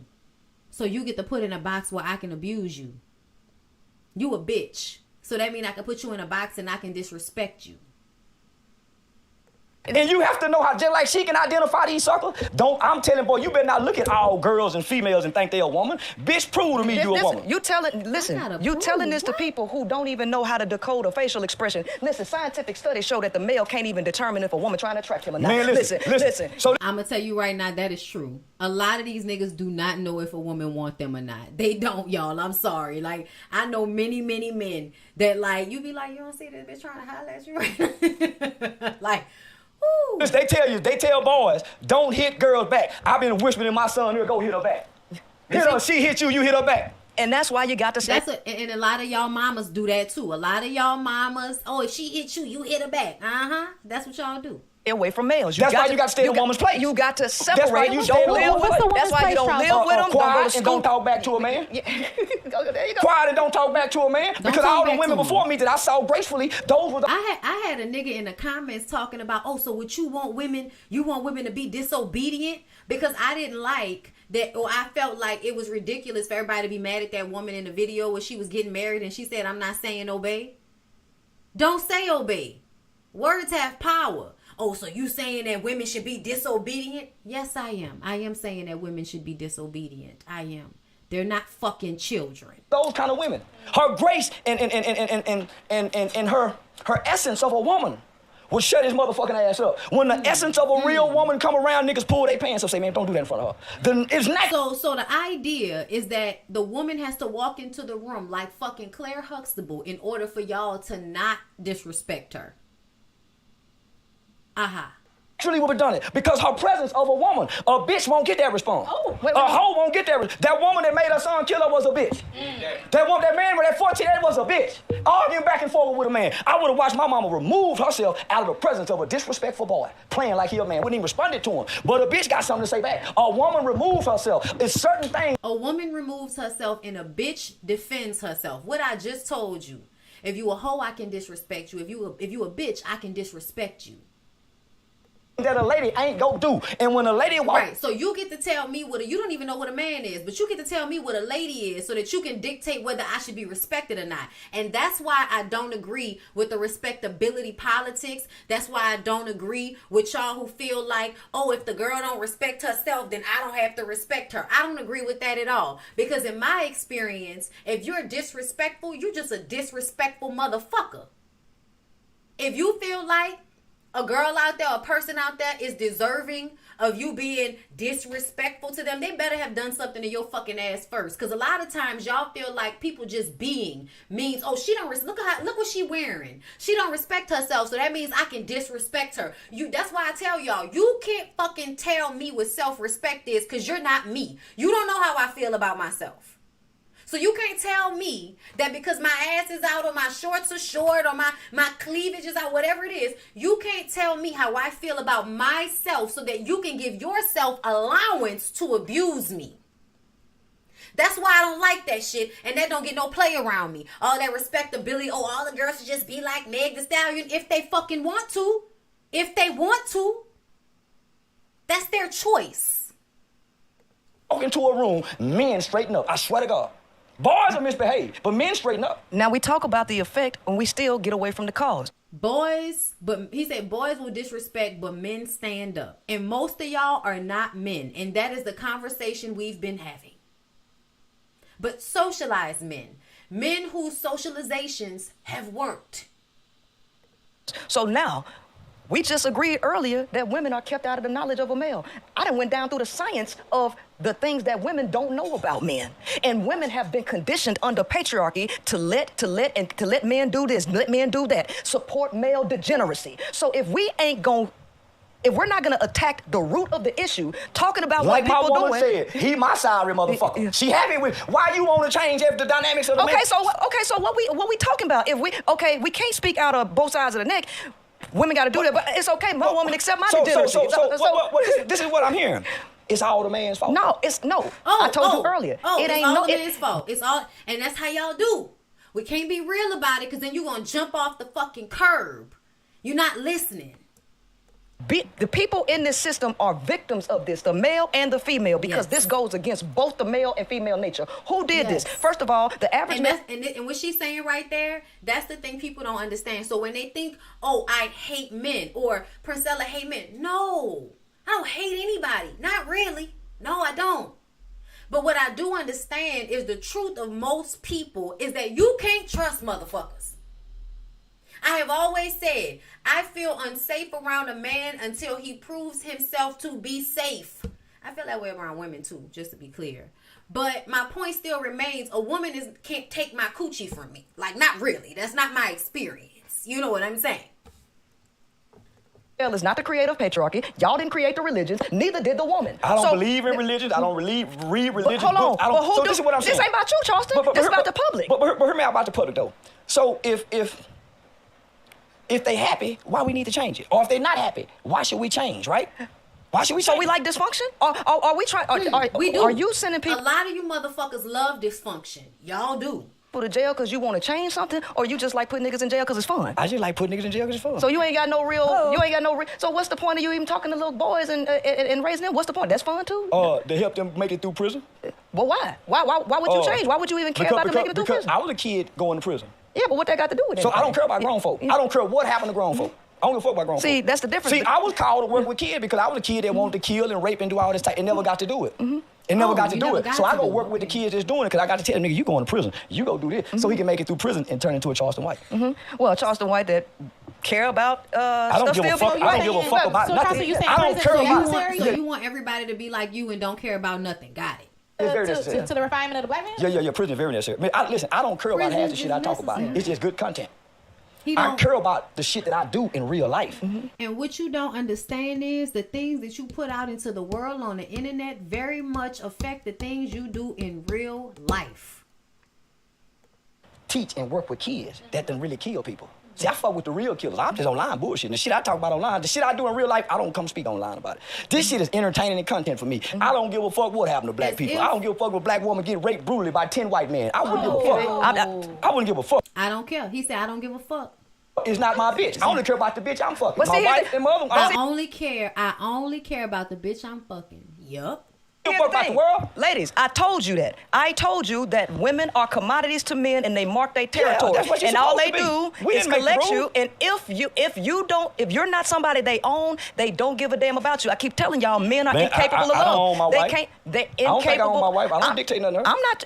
My thing is this. I'm not really tripping about nothing he's saying because all it does is tell you the truth about what I've already told you. And I've been telling y'all, a man is gonna be a man. He cannot not be a man. Yeah. So is there resolution? It ain't no resolution. It ain't no resolution. First of all, it ain't women's job to try to fix this. What your job as a woman is to recognize what he's saying is the truth and you act accordingly. Hello. Realize what he's saying is the truth of who he is and act accordingly. So for everybody that think I want y'all to just hate y'all niggas and all of that, no, baby, I don't. But I want you to care about yourself more. I want you to put you first. And if the nigga don't fit into when you start caring about who you are first, then yeah, he probably gotta go. He probably gotta go. This is not about changing men's mind about men. This is about changing women's minds about who they are. Because to me, what I have seen in my life is women giving up everything, mentally, emotionally, physical, like just giving up everything for fucking relationships, for the sake of family and love and all of this bullshit. And it only serves the men and their ego a lot of the time. And when it does serve women, a lot of it is done in private, meaning that the things that the man does for the woman to keep her is shit that's done in private. And the shit that's out in public is low-key different. Like his stance in public has to look a certain way. And then if he's softer behind the scenes with you, you feel all fucking special and shit. And I need that shit to transcend. I need to see that you a good person in how you deal with everybody. Not just how you deal with the women that you feel like you own. Yes, everything for nothing. Everything for nothing. Giving up whole fucking lives and shit so that you can placate a nigga's feelings and emotions. Don't try to change his mind. Yeah. Don't try to reason with him. Let him say, and he's telling you to. Thank you. Hold up. Marquise, I just seen your comment. Hold up. I'm gonna see if I can bring. Oh no! All right, it was gonna come up. It was gonna move up eventually. Marquise, I love your comment. Okay, I don't hate men. Okay, but I feel sorry for y'all, and it ain't my job to fix y'all. It ain't my job to help y'all. It ain't my job to understand y'all. I am not putting on capes for any nigga just cause he black. I don't like that y'all do that. I think y'all should make every nigga that fuck with you in your life as a woman, I think you should make him work hard to be in your life. I think you should make him work hard for that shit. I do. And I think you need to make these niggas work hard for that shit. But until you start focusing on yourself, you never gonna be able to really do that. You not. Because you're going to always instinctually put that nigga feelings before yours. Which is why you have to focus on yourself. He telling you how they think. I told you men are incapable of love. Stop trying to make them love. No, that's not true. No, that's not true. Dr. King loved the shit out of Coretta Scott. And he fucked like a motherfucker. And that woman never came and spoke out one bad word about this fucking preacher. And so because Martin Luther King's wife never came out and said anything bad about him, that means that he loved her? I'm sorry, y'all. I think that Reverend King died for the movement. I think his family, his wife, and everybody sacrificed for the movement. I do. And I appreciate them. But at the end of the day, that man did not love that woman. He did not. He may have grown to respect her or care for her, but that man did not love that woman. She was a relationship that was created for the damn struggle, for the movement. Martin Luther King wanted to marry a white girl. And they said, no, nigga, you can't be the head of the movement and marry a white girl. So they put him with Coretta, who was as light as you can get. And what did Coretta have to do? Be the backbone, be the one taking pictures, be the one taking care of kids, sitting in the background quiet and shit, while she's also being cheated on. So yeah, I'm sorry. I don't, when I look at it, I feel like that woman shouldn't have had to sacrifice like that. I don't feel like after those types of sacrifices, we should continue to sacrifice in that way. No. I ain't saying nothing about fucking. Hold on, I'm just breaking down. Men are capable of loving because they're humans, and all humans are capable of love. All humans are capable of change. All humans are not capable of love. I don't care what y'all are talking about. Yes, Coretta was poised and educated. We agree that love is the highest in the right environment. Love is the highest frequency. Come on now, listen, because if man is not capable of love, then me and Kevin Gates will be enemies today. He conquered me with love. His loving response to me conquered my hate. So when we tell y'all that these niggas only love other niggas, what he said? Kevin Gates conquered him with love. Because if a woman had come to you with the same shit, you wouldn't have respected her. You wouldn't have felt that love from her, but you felt it from this nigga though. Because you only respect and love other men. Y'all only like other men. Being hateful, saying he got fucked and raped. That man conquered me with love, man. We the best of friends now, because he the first nigga to conquer a nigga with love. Now, hold on. I love you, Hold on. That's Now, what he said. Earlier. He said, just watch the video. He said, that's what got me. I still wanted to be mean to the nigga. Let's let Princella respond to that. What do you have to say? Now, we just got finished listening to I Don't Give a Fuck. We can rape all these women. Hold on. We can kill white women. Stick with white women, though. No. Listen, see what they don't want to stick with. I'm saying white women. Rape white women. I don't give a fuck about black women. I care about the women I know. Whoa. I care about the women I know. Y'all, listen. Y'all hearing at your own. Earlier, he said, love is the highest frequency. Sex and food is at the survival, animalistic level. The male is incapable. I don't care what come out their mouth. Kill, rape, I don't give a fuck, sex and food. I don't care what they say. I don't care what they say. Y'all, this is a woman with no man, though. Yeah. Go talk to them women with a man. That's right. Go talk. So, and look, that he goes straight to that. She ain't got a man. She ain't got a man. Because that means something. Because they so hard to get or something like that. You know, women with a man. That's right. I saw mothers who were married 40, 50 years. You talking to a woman with no man. Exactly. Trying to listen. She's on the sideline. See, it's like this here. Fellas, we on the field playing. Now listen, he been saying she was right the whole first hour of this video. In the game. She in the stands watching, and she been watching this game all her life. She never got to play, so she can't really tell us how to play. She cannot diagnose us because she ain't on the field. She don't know what it's like when her dick get hard. She don't know what to do when your dick get hard. So she can't teach. She can't come in this locker room and teach because she don't understand the biology of us. Wait a minute. Now he said the first half. Look how they looking at each other. Look how they looking at each other. She can read about it. Listen. She's an expert. Listen, but to be clear, y'all, Princella just started dating women like this past year. So even though she looks like somebody to y'all that has only been into women her whole life, no. Miss Mama's had a husband. I think she still might be married to the nigga. Okay? Miss Mama's has been with men most of her life. Expert on a gorilla, ain't a gorilla. You're expert on gorillas, but you're not a gorilla. So you're saying she has the knowledge but not the experience. Listen to me. You're right. Listen to me. You're an expert on games, but you wasn't in a game.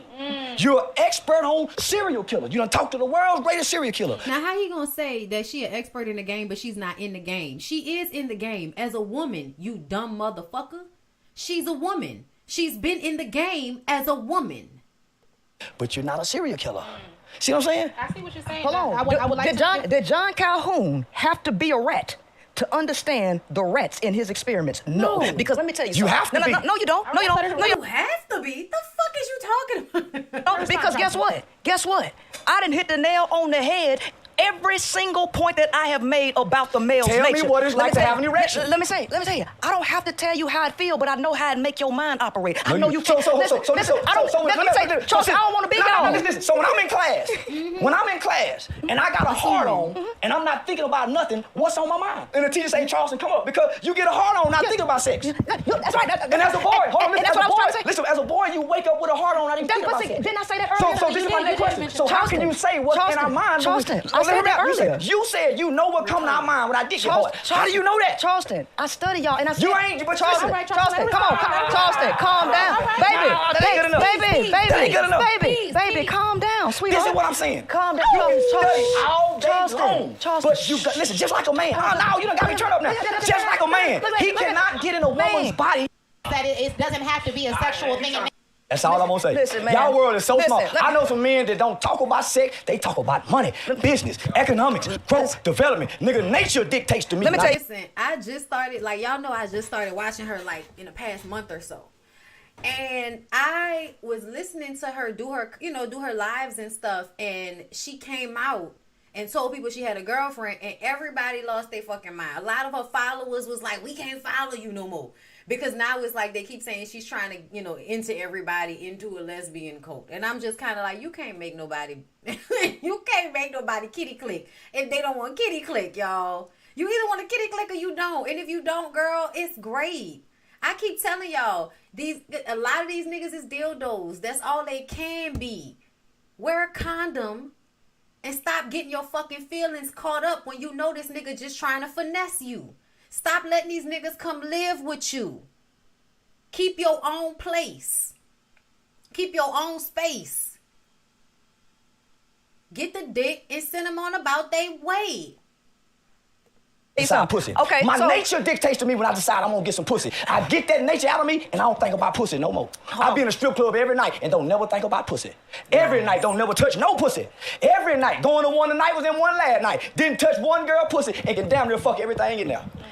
Didn't touch one. Lying to himself. He damn near fuck everything in there. Who lied to him? I want to show them it's real gentlemen. He just running his mouth now because he don't want to let her get a word in edgewise. A man, you teach one person. You teach a woman, you teach a nation. So we talk about an individual who has fame, who got money, around pussy where a bunch of dudes ain't got none, right? Man, so hold on, let me Charleston, y'all ain't let me Man, I got to defuse you. What you mean? A man can raise a nation. What you think Dr. King did? How can you discredit? Dr. King did not raise a nation. Dr. King made a life sacrifice for a movement. He did not raise a nation. Because if he did, ain't none of you niggas his sons. Like, just to be clear, Martin Luther King, I believe, was the type of man of a small percentage back then. You fast forward to now, no draft, no church, no structure, no segregation, no white people to really keep niggas in check like that. To be very clear, the energy in the 50s, 60s, and even the early 70s was a lot different for black people. So to me, Even the men of Martin Luther King's time had more constraints on them, which is why they acted better. Which is why they were not as degenerate as the niggas are now. Because they had a whole bunch of stressors in place to keep them from being that way. Once you took the outright racism, you took the church out, you took the draft out, now these niggas have nothing to give them structure, nothing to keep them in line, nothing to give them real discipline. If it's not very intentional in their upbringing. And another thing is that with boy children, y'all are not intentional with having them do certain things at an early age. In my experience, y'all coddle the fuck out of boys and y'all give all of the house duties raising to women, to young girls. Young girls get dolls, take care of babies. You get dishes. You get the cleaning supplies. Y'all don't give these little boys that shit. Child, I love when I see little boys on social media with their little cooking sets and then their little vacuuming sets. Please teach these little niggas how to be clean and clean up after themselves. But what y'all do because of racism? What y'all do? Y'all coddle y'all black sons, do everything for them, and by the time they actually start to control their own lives, you have not put any of those parameters and discipline in place so that they will have a regimen already in place by the time they get to a certain age. You have got to implement that shit very early on. And a lot of people don't. A lot of people don't. I knew a lot of dudes that grew up in two-parent households that had older sisters and mamas that did everything for them. And because of that, as men, they don't do shit. They work a job and that's it. Our great leaders. Okay, so why the black community fucked up like it is? Because of their mamas? Because they got The black community is fucked up because of the mamas that stuck around and tried to raise y'all. Not because of all of the Tyrones and niggas in the community that are socializing the young men to be fucked up, right? Erica De Niro is always talking about how the parenting, you can only do so much in parenting because when your boys go out amongst their friends and amongst other men, they have to deal with the bullying of the fucked up psychology that these niggas have out there. And y'all really be out here acting like it's not a lot of these niggas. It is. Damn, mama, they just wanted some dick. Yeah, because you done programmed the woman. We had great men to get us here. How y'all gonna discredit those men? Because you know I'm gonna chop this up, right? You know I'm gonna chop this up with the discrepancy, right? I'm gonna just let them talk. We got great men. Let them talk. I just meant Mansa, one of the richest ever men. Homie. Not y'all bringing up fucking Mansa Musa from 200,000 years ago.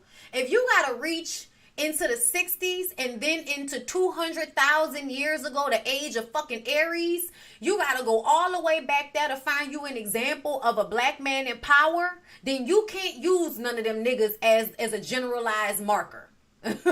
You can't use none of them. Wait, he's the example of what? Y'all hear these men in the background? Amening him, huh?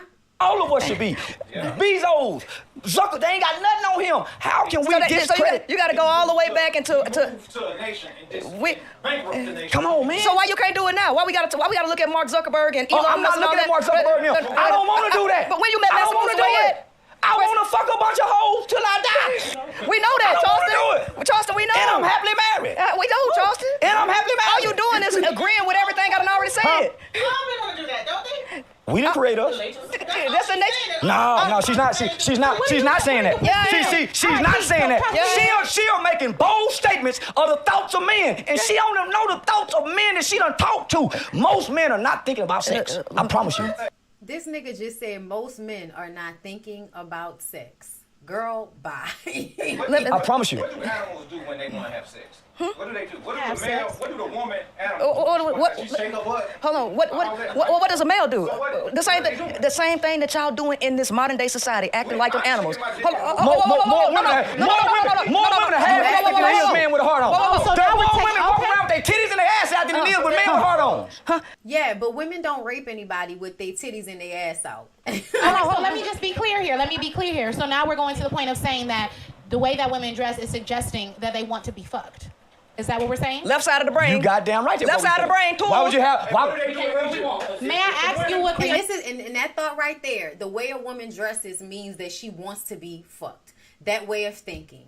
I have had so many conversations with people about how when a woman dresses the way she dresses, it is not always about a nigga. It's about what looks good to her. It's about how she feels about her body. Yet, a lot of men A lot of them, and even women, y'all think that when the Meg Thee Stallion girls and all them girls dress and they shake their ass and their bodies look good, that's about telling some nigga that they want to get fucked. When we know that is not the case. As women, you should, like me personally, if I walk outside with these little shorts on, okay? If I walk outside with these little shorts on, okay? It's hot. It's hot. Does that mean I want somebody to touch me? No. You out of your fucking mind. And the fact that you even think that means that you think a lot like this nigga, but you don't want to admit it.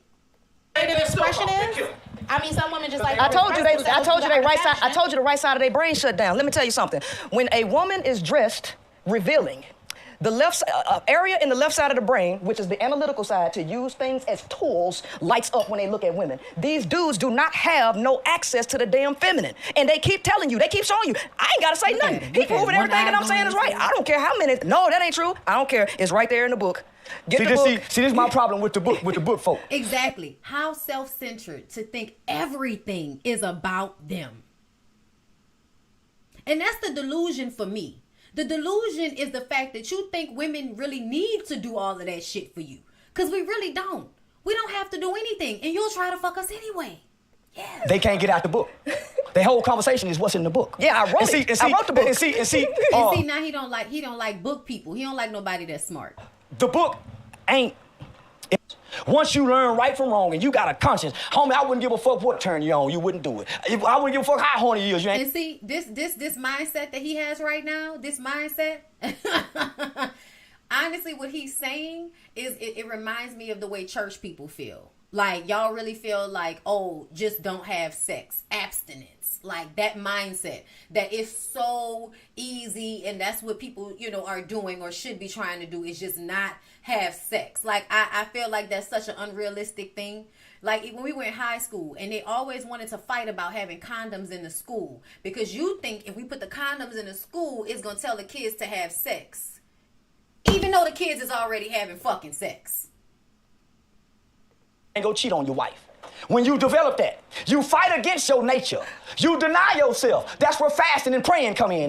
You develop coping skills. You develop critical thinking skills, conflict skills to supersede your nature. That's where the morality comes in. All right, hold on. Let me say this because he's been talking. So, morality at the top of the pyramid. At the top of the pyramid is where the least amount of people exist. So, and that is the area of the mind. She's going back to that book. I'll let you talk, homeboy. I'll let you talk. Now, go to the bottom. Earlier, I told you, the further you get down to the bottom, the less controls. So, it's more people on the bottom that got no morality, no self-control, because the masculine energy is a movement. How do you describe black people in the 60s then? Look, running his fucking mouth, talking about black people in the 60s. Y'all love going to the black people in the 60s that had to worry about getting their head hit off by some white person. The bottom. How do you describe because you still had morality before the process of ideological subversion that took the morality away. So here's the thing. You had the people in the Southern Black church. It was all run by the Muslims and the damn church. That ain't the leader no more. Morality has been moved out, and I don't care what nobody says. When your mama teach you, say excuse me, say please and thank you, she's teaching you morality. When your grandmother say y'all stop, they teaching you morality. Your home life supersede this what she talking about in this book. Wait a minute, but how much? He don't even know what she's talking about in her book because he ain't read it. Just want to prove her wrong. How much time people spending at home, huh? Who raising the kids now, right? Who's raising the kids? Some mama like mine. Television. Some mama like mine. That nigga really hate his mama. Like, that poor lady.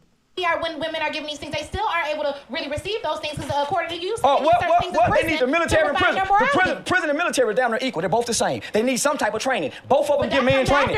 Both of them. The mama got to have the boy till he come to adolescence. The mama is the first teacher. And but we already agreed that you got to cut the cord, and she don't know that she got to cut the cord. When she breastfeeding you, how many of y'all breastfed? How many of y'all breastfed in this room? Know it. What is the she don't know what it's like to be taught properly with her family, so she can't get it. They ain't got she wasn't properly taught.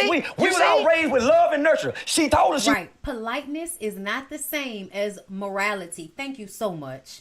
Thank you so much for saying that, because y'all really believe that people being nice, people being agreeable means that they have morals, and that is not the truth.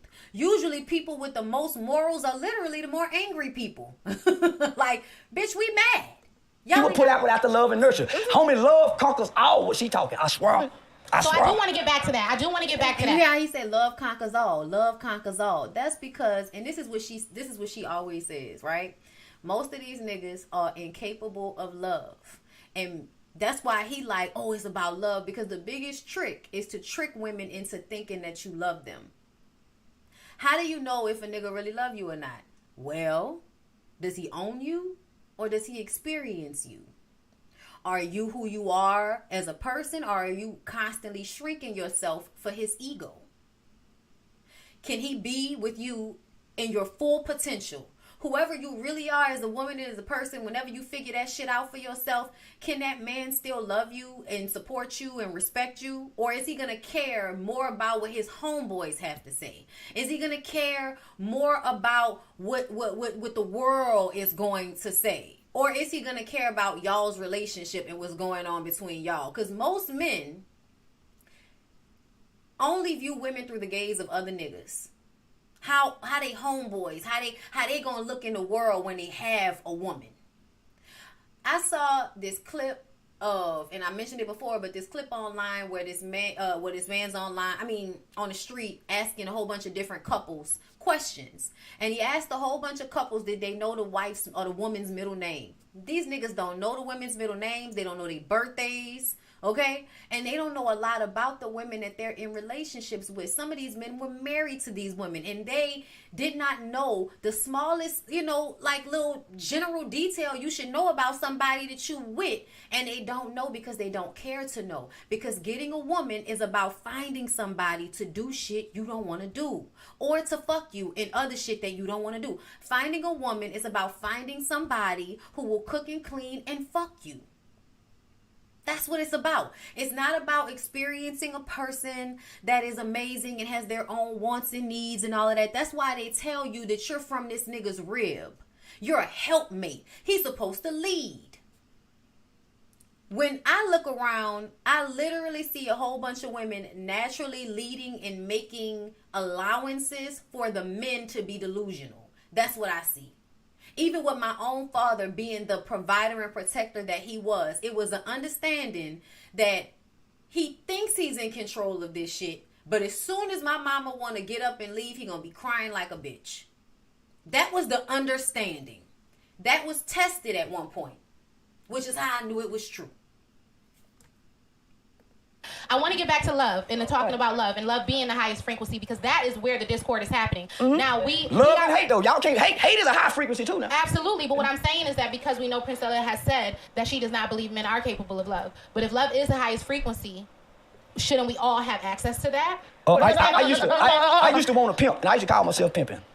But boy, when we're not gonna act like all men is bad. Let me say this then, because I do believe that we're talking about the same things but from different angles. So and to be clear, I don't think that all men are bad. I think all men are socialized to be selfish.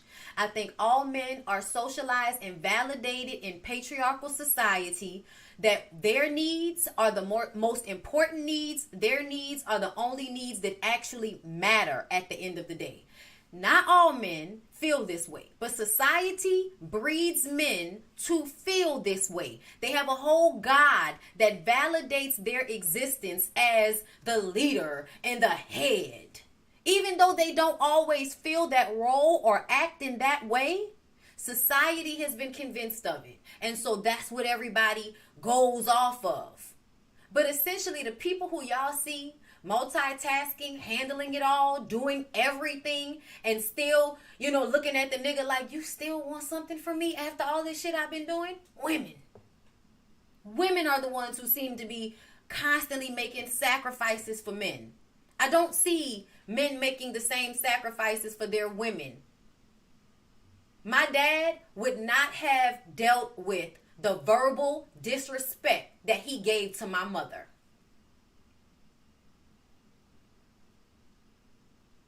So could he really love her?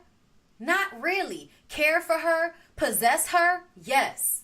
But to love means that you was going to let my mom be who she was, and you were not going to try to control her. You were not going to try to keep the butterfly in a fucking jar with the holes in the lid, which is what you did. It was about ownership. Do I feel like that's his fault? No, not necessarily. But it's how we experienced him, and it was the real situation. Now, he did make sacrifices. He did. He made sacrifices. He stuck in there every day. In his mind, he loved us. But could he ever take his controlling, egomaniacal nature and put it to the back burner for us? No. No. That took a lot. It took a lot. And he knew he couldn't do it. So when he would fuck up, fly off the handle, hit people for small, ridiculous reasons, spaz the fuck out, when he would do those things, he would then go and buy you something, cook your favorite meal, take you on a nice vacation to make up for how he could not control his anger. So yeah, I'm sorry. I saw my mom show love and grace to one of the best men that I've ever met in my life. I don't know many men that were as responsible and legit as my dad. And still pales in comparison to the woman that was able to give you an endless well of grace, understanding, stay beautiful, stay loving you, stay taking care of you, and worked and paid for shit. Not nearly as much as him, because my mama didn't play that shit. But she had her own business, and she was never broke. Okay? So understand where I'm coming from with this. I had two great examples of parents. I grew up in a 2-parent household, and I still understood that my mama gave my daddy something that my daddy could not give her back. You see what I'm saying? And when she says they're incapable of love, that's where that's coming from. They're socialized to not have to give of themselves in that way. We already know in our society women can expect to be cheated on, but men don't expect to get cheated on. Look how y'all treat Will and Jada. People talked about Will cheating on Jada for years. As long as she stayed, in her little box looking like a pretty little doll crying on the inside while all of this was going on, nobody had a fucking problem. As soon as Jada went out there and did something for herself and got caught up in that boy and all of that shit, oh, now she's the bottom of the fucking earth. Y'all hate Jada. Y'all can't stand fucking Jada. Men who used to have pictures of Jada on their walls at night can't stand her. Because she showed herself to have true autonomy in her relationship with a man who is of value in this society. Which obviously shows that what he was getting from her, at some point, he had to give back to her. And people don't like to see that. Y'all don't like to see men having the same grace and understanding for their women that y'all expect women to have for men. Which is why Princella feels like men are incapable of love. It isn't required of them. Let me say this, Princella. I don't know. Before we say anything, ask him, is he going to let me talk? Because for the last Charleston, 10 minutes. Right? It's hard for me to hear wrong and be quiet. Ooh. See, okay, so let me say this while I got a little bit of time. He say all men ain't the same, right? Well, guess what? What's the name of my book? 41 Shades of Men. Not one shade of men, 41. So that means it's 41 different types of men. I know all men ain't the same, but I do know the nature of goddamn testosterone. And I do know that the nature of a male is living in scarcity. It is conquering territory. That's the reason why he could say I love, but then turn around and say that's limited to the people I know. When you operate in love, that shit ain't limited because love is a flowing energy. It's a flowing. It's a flowing energy. They don't have no concept of love. Everything. And when I talk about love, guess what he keep going back to? Yeah, the king love, but he still fuck. Love ain't got a goddamn thing. I've never disrespected my mother. I've never drunk in front of my mother because of the love I have for her. I'm not gonna sit here and listen to no woman who don't have a man. You crazy the life of. He ain't know that. Okay, Princella was married. All right, so let's go ahead. I think we should change. She ain't got a man.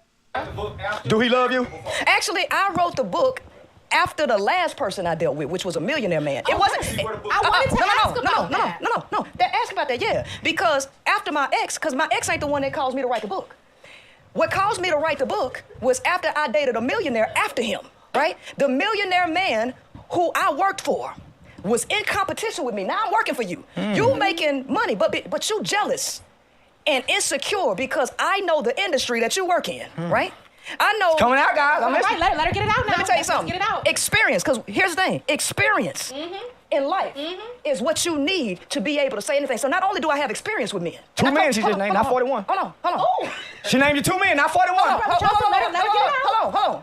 I worked around men. You never slept with them, though. Didn't live with them. I ain't gotta sleep with a nigga to know about him. I have been sexually harassed many a time on a male type of job. I told y'all at the beginning of this video. Like, I have been around men in my life, y'all. In the studio, all kind of shit. Like, whatever, man. Working and living is 2 different things. Hold on. Can we? She never slept in bed with them to judge these men. To compare all us to these 2 men. And that's what we used to think back in the day. That if a man loves his mom, that means he's gonna love you. No, that's not the same. It's not. We know a lot of men that are codependent on their mothers and treat women like shit. A lot of men don't want to be honest about how they feel about their mothers because they are codependent and beholden to their mothers. They're people that they're going to always need in some capacity. So they don't want to be honest and tell them, oh, you hurt me this way or you hurt me that way and actually grow from it. If they figure out that their mother has hurt them in some way, they use it as a way to abuse women moving forward. Because my mama did this. Stevie J was one of those people, if you ask me. Scrappy, one of those people. Are we gonna talk or are we gonna be in emotionalism? Because I ain't in no emotionalism. At this point, I done already heard what I heard. And if she slept with 41 of them, she'd be a hoe, and then you wouldn't want to hear what she said because she was a hoe. Exactly, really. Exactly. I'm saying to all these men. Oh, I'm not talking to men. I'm talking to women. Hold up. It's 831 people in here and only 524 likes. Can we get the likes up, please? Can we get the likes up? Y'all see it yourself. So she just told me, well, you're a leader and you got this platform and you telling men to rape. Yeah, and you over here telling women that we don't love. So let's just keep talking on our platform and leave this shit alone. That is not the same thing. That is not the same thing, child. And the funny part about it is y'all think that telling women to stop focusing on men is the same thing as the way men respond to women, and it's not. Men want to consume, hurt, kill, possess women. Women telling other women to worry about themselves does not hurt you. Not the way you think it does. It hurts your fucking feelings. But you don't care about women's feelings, so why we care about your feelings? You see what I'm saying? It don't make no sense no more.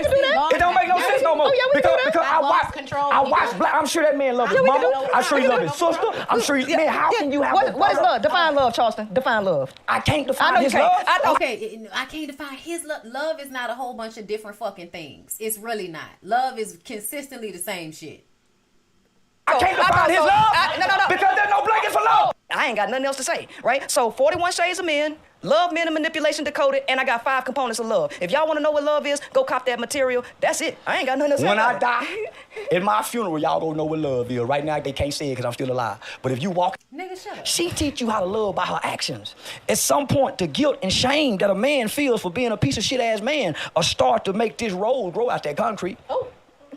You hear what he said? All of his shame and guilt is gonna make him turn into a rose out the concrete, ladies. So that means the idea that women are supposed to be going through this struggle love until niggas get their shit together, a lot of y'all are okay with that.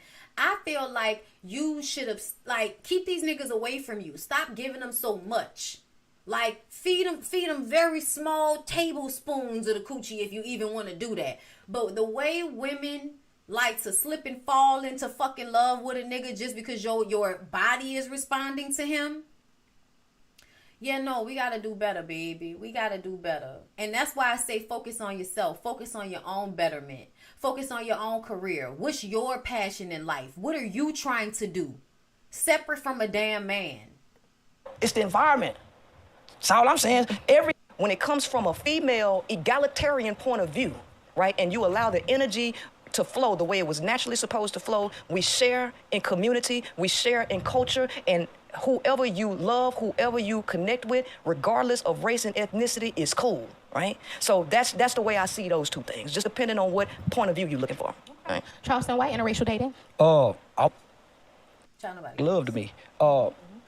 End up getting screwed up. Nobody cares. It becomes unethical to date. Hold on, back up. Our power lies in us loving one another before we can love anybody else. So that's black power, is black love to me. I think, fuck who you want to fuck, make plenty baby with them whites and Mexicans, and run off on some of them like you do the sisters. Okay. Yeah, run off, abandon some of them goddamn mixed breed babies too, like y'all done them sisters. Well, hell. All right, moving right along. The next thing I would like to ask about is age gap dating. How do we feel about... Yes, comment. Yes, comment, Tommy J.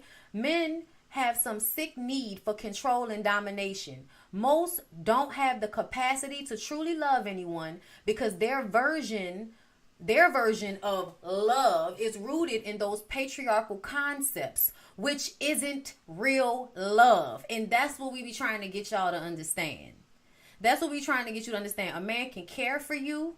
It can be in his best interest to be with you. So he will do what he has to do to be with you because that's in his best interest. But essentially, the way you love him is not the way that he will love you. Older individuals dating much younger individuals. Princella, let's start with you. I'm a leader in my mentality. And even when you are, it doesn't matter what industry you're in, military, whatever, you have a code of ethics. The higher you go, it becomes unethical to date or deal with lower enlisted people, right? Because you have a power over them. So when it comes to, I don't care if it's a male or female, I am not for major age gaps because there is a power gap and people are out here power driven and ego driven and most people in those younger age gaps end up getting screwed over, right? And I'm a humanitarian and I'm about righteousness and it's unethical for older people to be fucking with kids or younger people that they have power over. So that's my thing. Charleston White, age gap dating? Yeah, once a motherfucker get legal, you draft their ass straight out of high school into the pros. Fuck that shit. How old that little bitch? Yeah, nigga, if you can play on the bitch, play on her. Most old nigga want a young hoe, because you can't tell an old woman. That's love, right? Yeah, this ain't about love. Right. When I met my wife, That's love, right? and I saw what kind of woman she was, I told her, I'm gonna marry you. She said, I ain't gonna marry. In her mind, she wasn't gonna never get married. Her family thought she was too successful to marry anybody, right? So I told her, man, she said, well, what about love? Child, what thirsty ass woman married you? It's giving Kimmy. No disrespect. But whenever there's a beautiful, successful woman that has spent a lot of time without a man, it's usually her feeling like because she didn't get one, she missed out on something. Girl, no, you did not. I said, we were about love later. Please fuck these niggas and experience them in small spurts and then send them on their way. When y'all want to be these women in business and all of that, please, y'all, get y'all little side, get y'all little dudes that y'all can call on and get some dick from. Please stop being out here like abstaining from sex for 20 fucking years so you can let your son get out the house and then go and be thirsty behind some ain't shit ass nigga because you done spent 20 years depriving yourself of sex. Like, stop doing that shit. Keep a balance. Your life, mama gotta have a life too. Mama gotta get dick during life too, or whatever. Get sex, child, whatever you need. Get it so you can stop being thirsty for it. Because to me, I think there's no reason for a woman to be thirsty for anything, let alone a damn man. I'm sorry. Stand up. You and I have something in common that we can build together and establish something. Not saying I have not been in that space. Not saying I haven't been in that space, but never publicly, bitch. I'll save face before I do anything. We'll learn to love each other. No face, no case. Later. I ain't man, motherfuckers looking for love in the beginning. That's why relationship don't last. Because it's almost like a business partnership that we're agreeing to. It ain't love. Because some days I'm gonna wake up and feel like I don't love you. Some days you gonna look up and feel like you don't love me. That's how we gonna get to 50 years once we get past them days. And okay, so what he's saying is essentially only works when people respect each other. You niggas don't respect women. So because you don't respect women, you're going to disrespect them. We don't feel like we love each other. That's how when you don't feel like you love them, when you're not being pulled by pussy, you gonna disrespect them. Mother's done it. Granddaddy was a sorry motherfucker. At some point, he grew out of being sorry. And boy, he's sitting over there. He's the best daddy she can be, and she's the best grandmother. Put his ass in the ground, and she go live and travel the world good. But he was a rotten motherfucker for 20 years out of them 30, out of them 40. You're gonna go through that. Just make it through. Do you hear that? Grandpa was ain't shit for 20 or 40 years and finally became worth something when he was getting closer to God. Let me tell you something. I think a reason why a lot of these niggas do better when they get closer to God is because they know they've been lying to themselves this whole time, telling themselves that God is a man. So as soon as death is coming, now all of a sudden you see all these niggas trying to get right with their women and with their children and all of that. That's because Mother God is coming for you, motherfucker. Man, if I'm fit, women just got to go through that. No, women ain't got to go through nothing. We got to go through it together. Okay. Because y'all keep trying to separate this. When I get with a woman, this is a we, not a you and you. So my flaws as a man is factored in when you pick me. Even if they wouldn't, once you see them, nobody's remained the same forever. Nobody. Okay. Did you want to respond? No, I'm okay. All right, well, we're going to take it to one more place, and then we're going to wrap. This has been amazing, but I got one more thing I would like to know your views on, and that is polygamy. Let's go ahead and start with Princella. Okay, first of all, we got to get it right. Polygamy is multiple spouses. Polyandry is a woman with multiple husbands, and polygyny is a man with multiple women. Thank you for clearing it up, because didn't nobody know that. Man, I appreciate that. Yeah. Because I didn't know none. Yeah, I thought poly was all that in one, but she done came and broke it down, so yeah. Yeah, so if we're talking about polygyny, the effect, when people talk about the effect, they forget that you have multiple perspectives of anything that you're looking at. So let's take the shape of depending on how you look at it, that could be a 6 or a 9, right? Polygyny, you can look at it from the mentality of a male going to collect a bunch of women to have under his belt, or you can look at it from the perspective of a group of women controlling the environment and picking a male and passing them around. Facts. How you want to look at that, right? So, in terms of polygyny, I need people to understand the nature of a male because it always goes back down to the biology. I don't care what the fuck you're talking about. It goes back down to the biology. Males mark their territory, and males they consume. Women are life givers. They are nurturers. So for every woman that a male touch, he gets a gift from her. She brings gifts. So he gets rich when he's amongst women. The woman loses life because you have multiple men coming to take something from her. They ain't coming to give you shit. They coming to take. So if you got 5 men taken from you, how much life force energy or anything do you have left to give? You don't have nothing. So polygyny, if you still gonna fuck with men, would be the way. But not in terms of giving the male any power.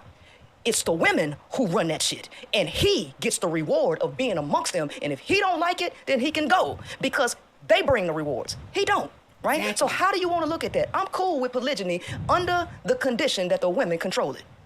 All right. Okay. If anybody was, what world are we trying to get into? One way it's not as many of you niggas taking up resources and trying to hoard shit. Like, where it's a whole bunch of women of value and we can pick and choose whoever the survival of the fittest of you niggas is. I mean, technically, that's literally what happens in most black people's families. In most black people families, you'll have more women than men, and the men that actually stuck around and did what they were supposed to do, they get to be a part of the family and the community that the women are supporting and resourcing. All right. But the niggas that don't mean well, they get cast out. They go back into the street. They're street rats. Okay. When I think, I literally think about my family dynamic for like Christmas or holidays where your whole family come together, right? Most of the time, it would be a whole bunch of women and a handful of the men that were responsible and going to be involved. It might be men, but it's always more women, okay? And those men are usually the best of the husbands. Those are the men that take care of their kids financially. Those are the men that are going to be a part of the family festivities. Those are the men that are going to cook something, clean something. Okay? Like, I'm just saying, even in my own family, there are only a handful of men that are worth shit. And those are the ones that are usually showing up to be of service to the family functions. And then you get all the other niggas that just coming to eat. Okay? Okay, Charleston White, may I please have your thoughts? Yeah, I'm like granddad and them. You have many women you can take care of. Mm-hmm. So as long as you can take care of them, you can have as many as you want. Yeah, as many as you want. I kind of fucks with that too. Yeah, as long as you can take care of them. You ain't got to love them. It's just two mothers. You ain't got to love them. You ain't got to love them. Fuckers is supposed to use just take care of them. You're supposed to use your spouse. The problem comes in when you don't know how to use me. You're gonna miss you. No, you're not supposed to use your spouse. You're supposed to experience your spouse. And in the dynamic of you guys' relationship, there's a give and take. There's an equal exchange. You see what I'm saying? And what I feel like is the world has socialized, especially nowadays, has socialized everyone to think that the things that are truly of value have no value because they don't have monetary value. And the only things that are really of value in our society, because we live in a capitalist society, is things that have monetary value. So y'all only really value what men bring to the table because this capitalist society only values monetary gain. Use me, right? Two friends. I know something, you know something. Use me for my knowledge. A man uses a woman for what she knows. But to be clear, men that pay all of the bills still don't bring as much to the table as a woman that's laid up with him. Can I be very clear on that?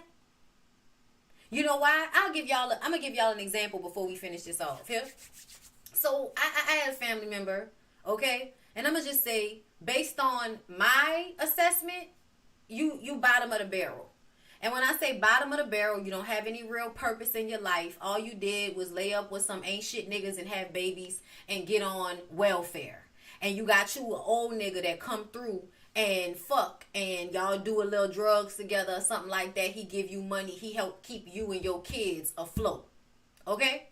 So he got a whole family. He got a whole situation, and he's still coming over here to your house where you laid up in a bed on welfare with 3 kids, and he's still coming to get something from you just so he can give you a little bit of money. Now, let me tell you how I know.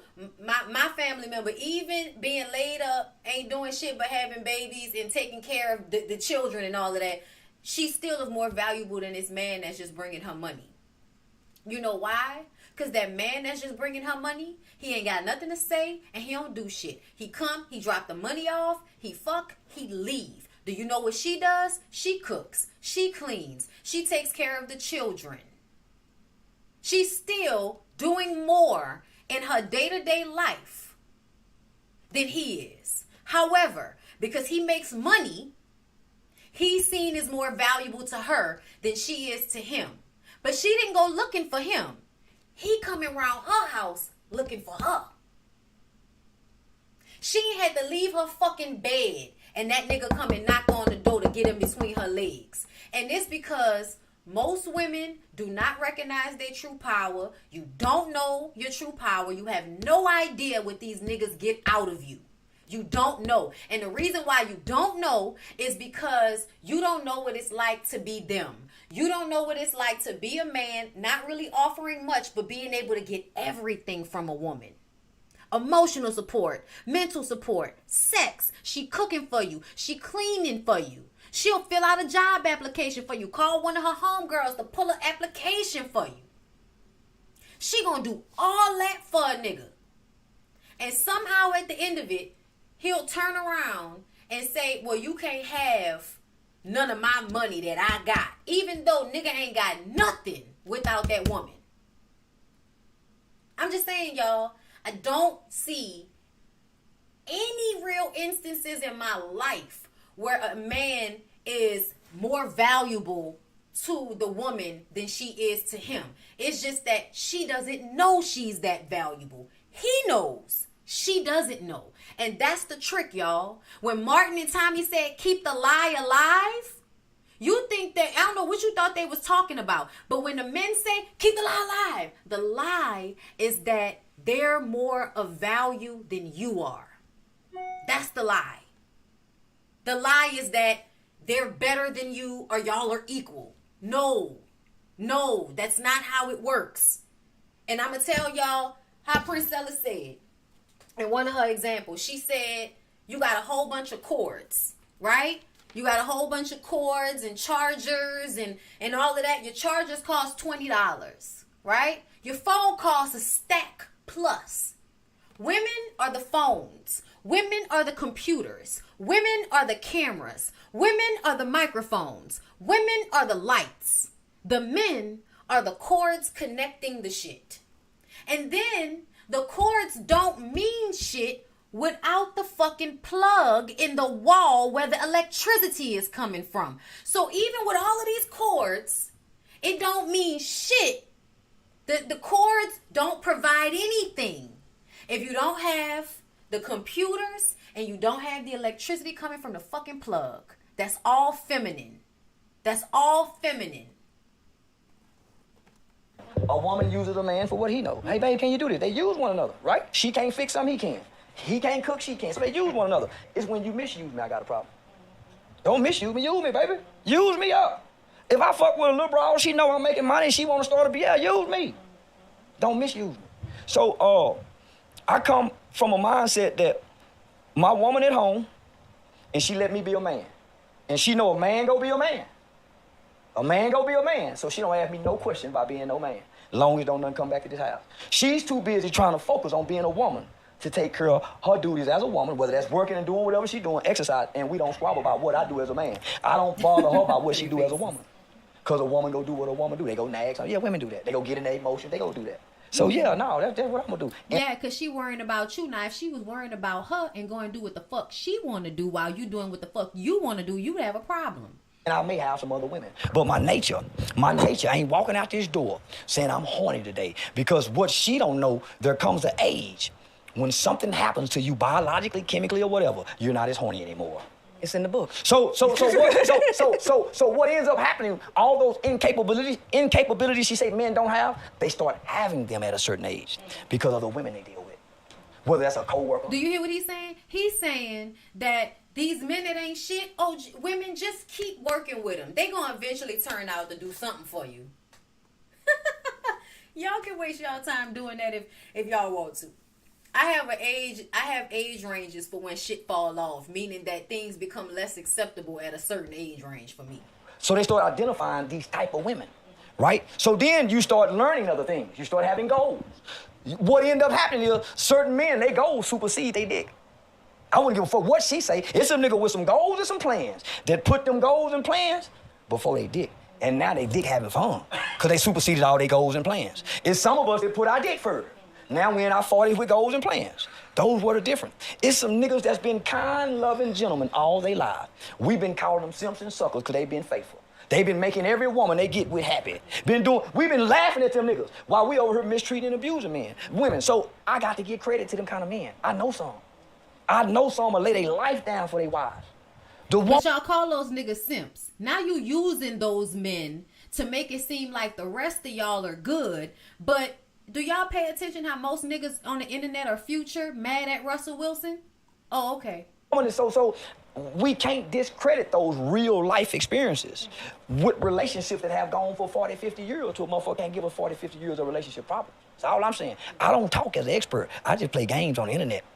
In my home, I let my woman and my children. Yes, by 40 it's too late, which is why in my last live with Love and Hip Hop, I said at this point, we can't forgive Scrappy no more. Scrappy is 40 years old. This is what it is. This is what it is. It ain't gonna change. It ain't gonna be no better. Hold up, y'all. We almost done. You have nipples, right? If I said that you are incapable of producing milk on your chest, would you disagree with me there? All right, okay, because you can see that, right? But because this concept called love is not a concept of the heart or emotions, it's actually a concept of the mind, right? That requires a whole bunch of discipline and self-control, the same people who have to control testosterone and all of these wicked thoughts that's going on in their head from their biology, from this testosterone. I can say this because this is an abstract concept that people will disagree with, but if I say that a woman is incapable of dunking a 10-foot goal, that ain't nobody gonna really disagree with that.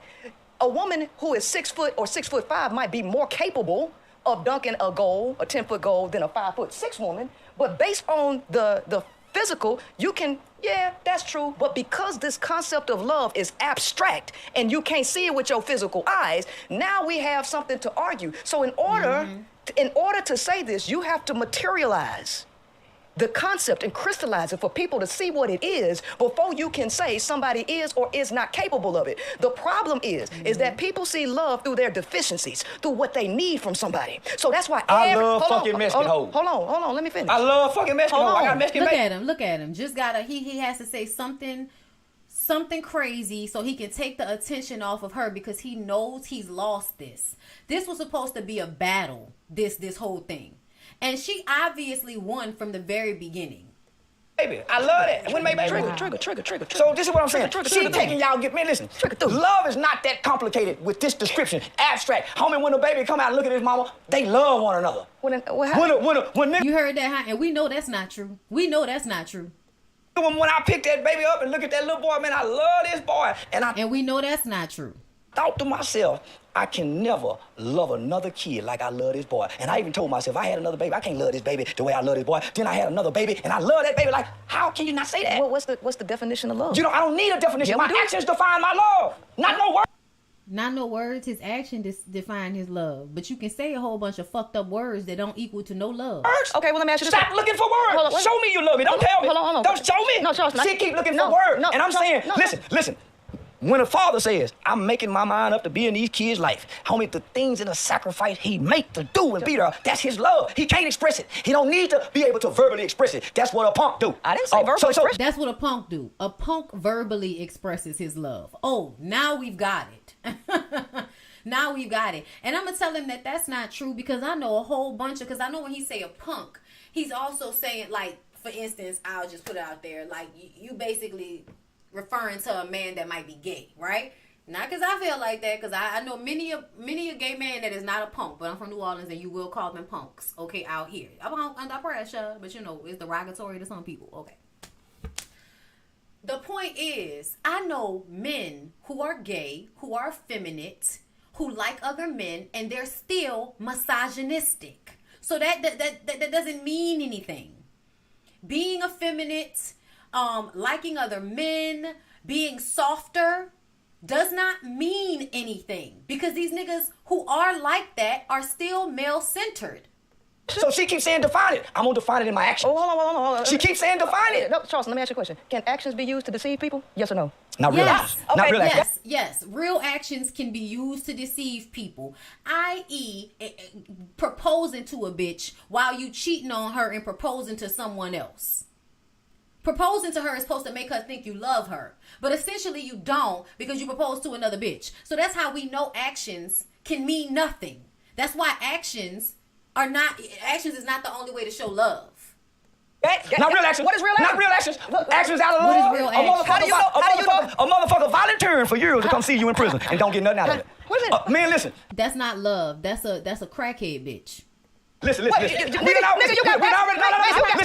Real actions. You can't deceive. All right. Man, listen. I'm gone. I got another event I'm late for. I gotta go because we get stuck on the same thing.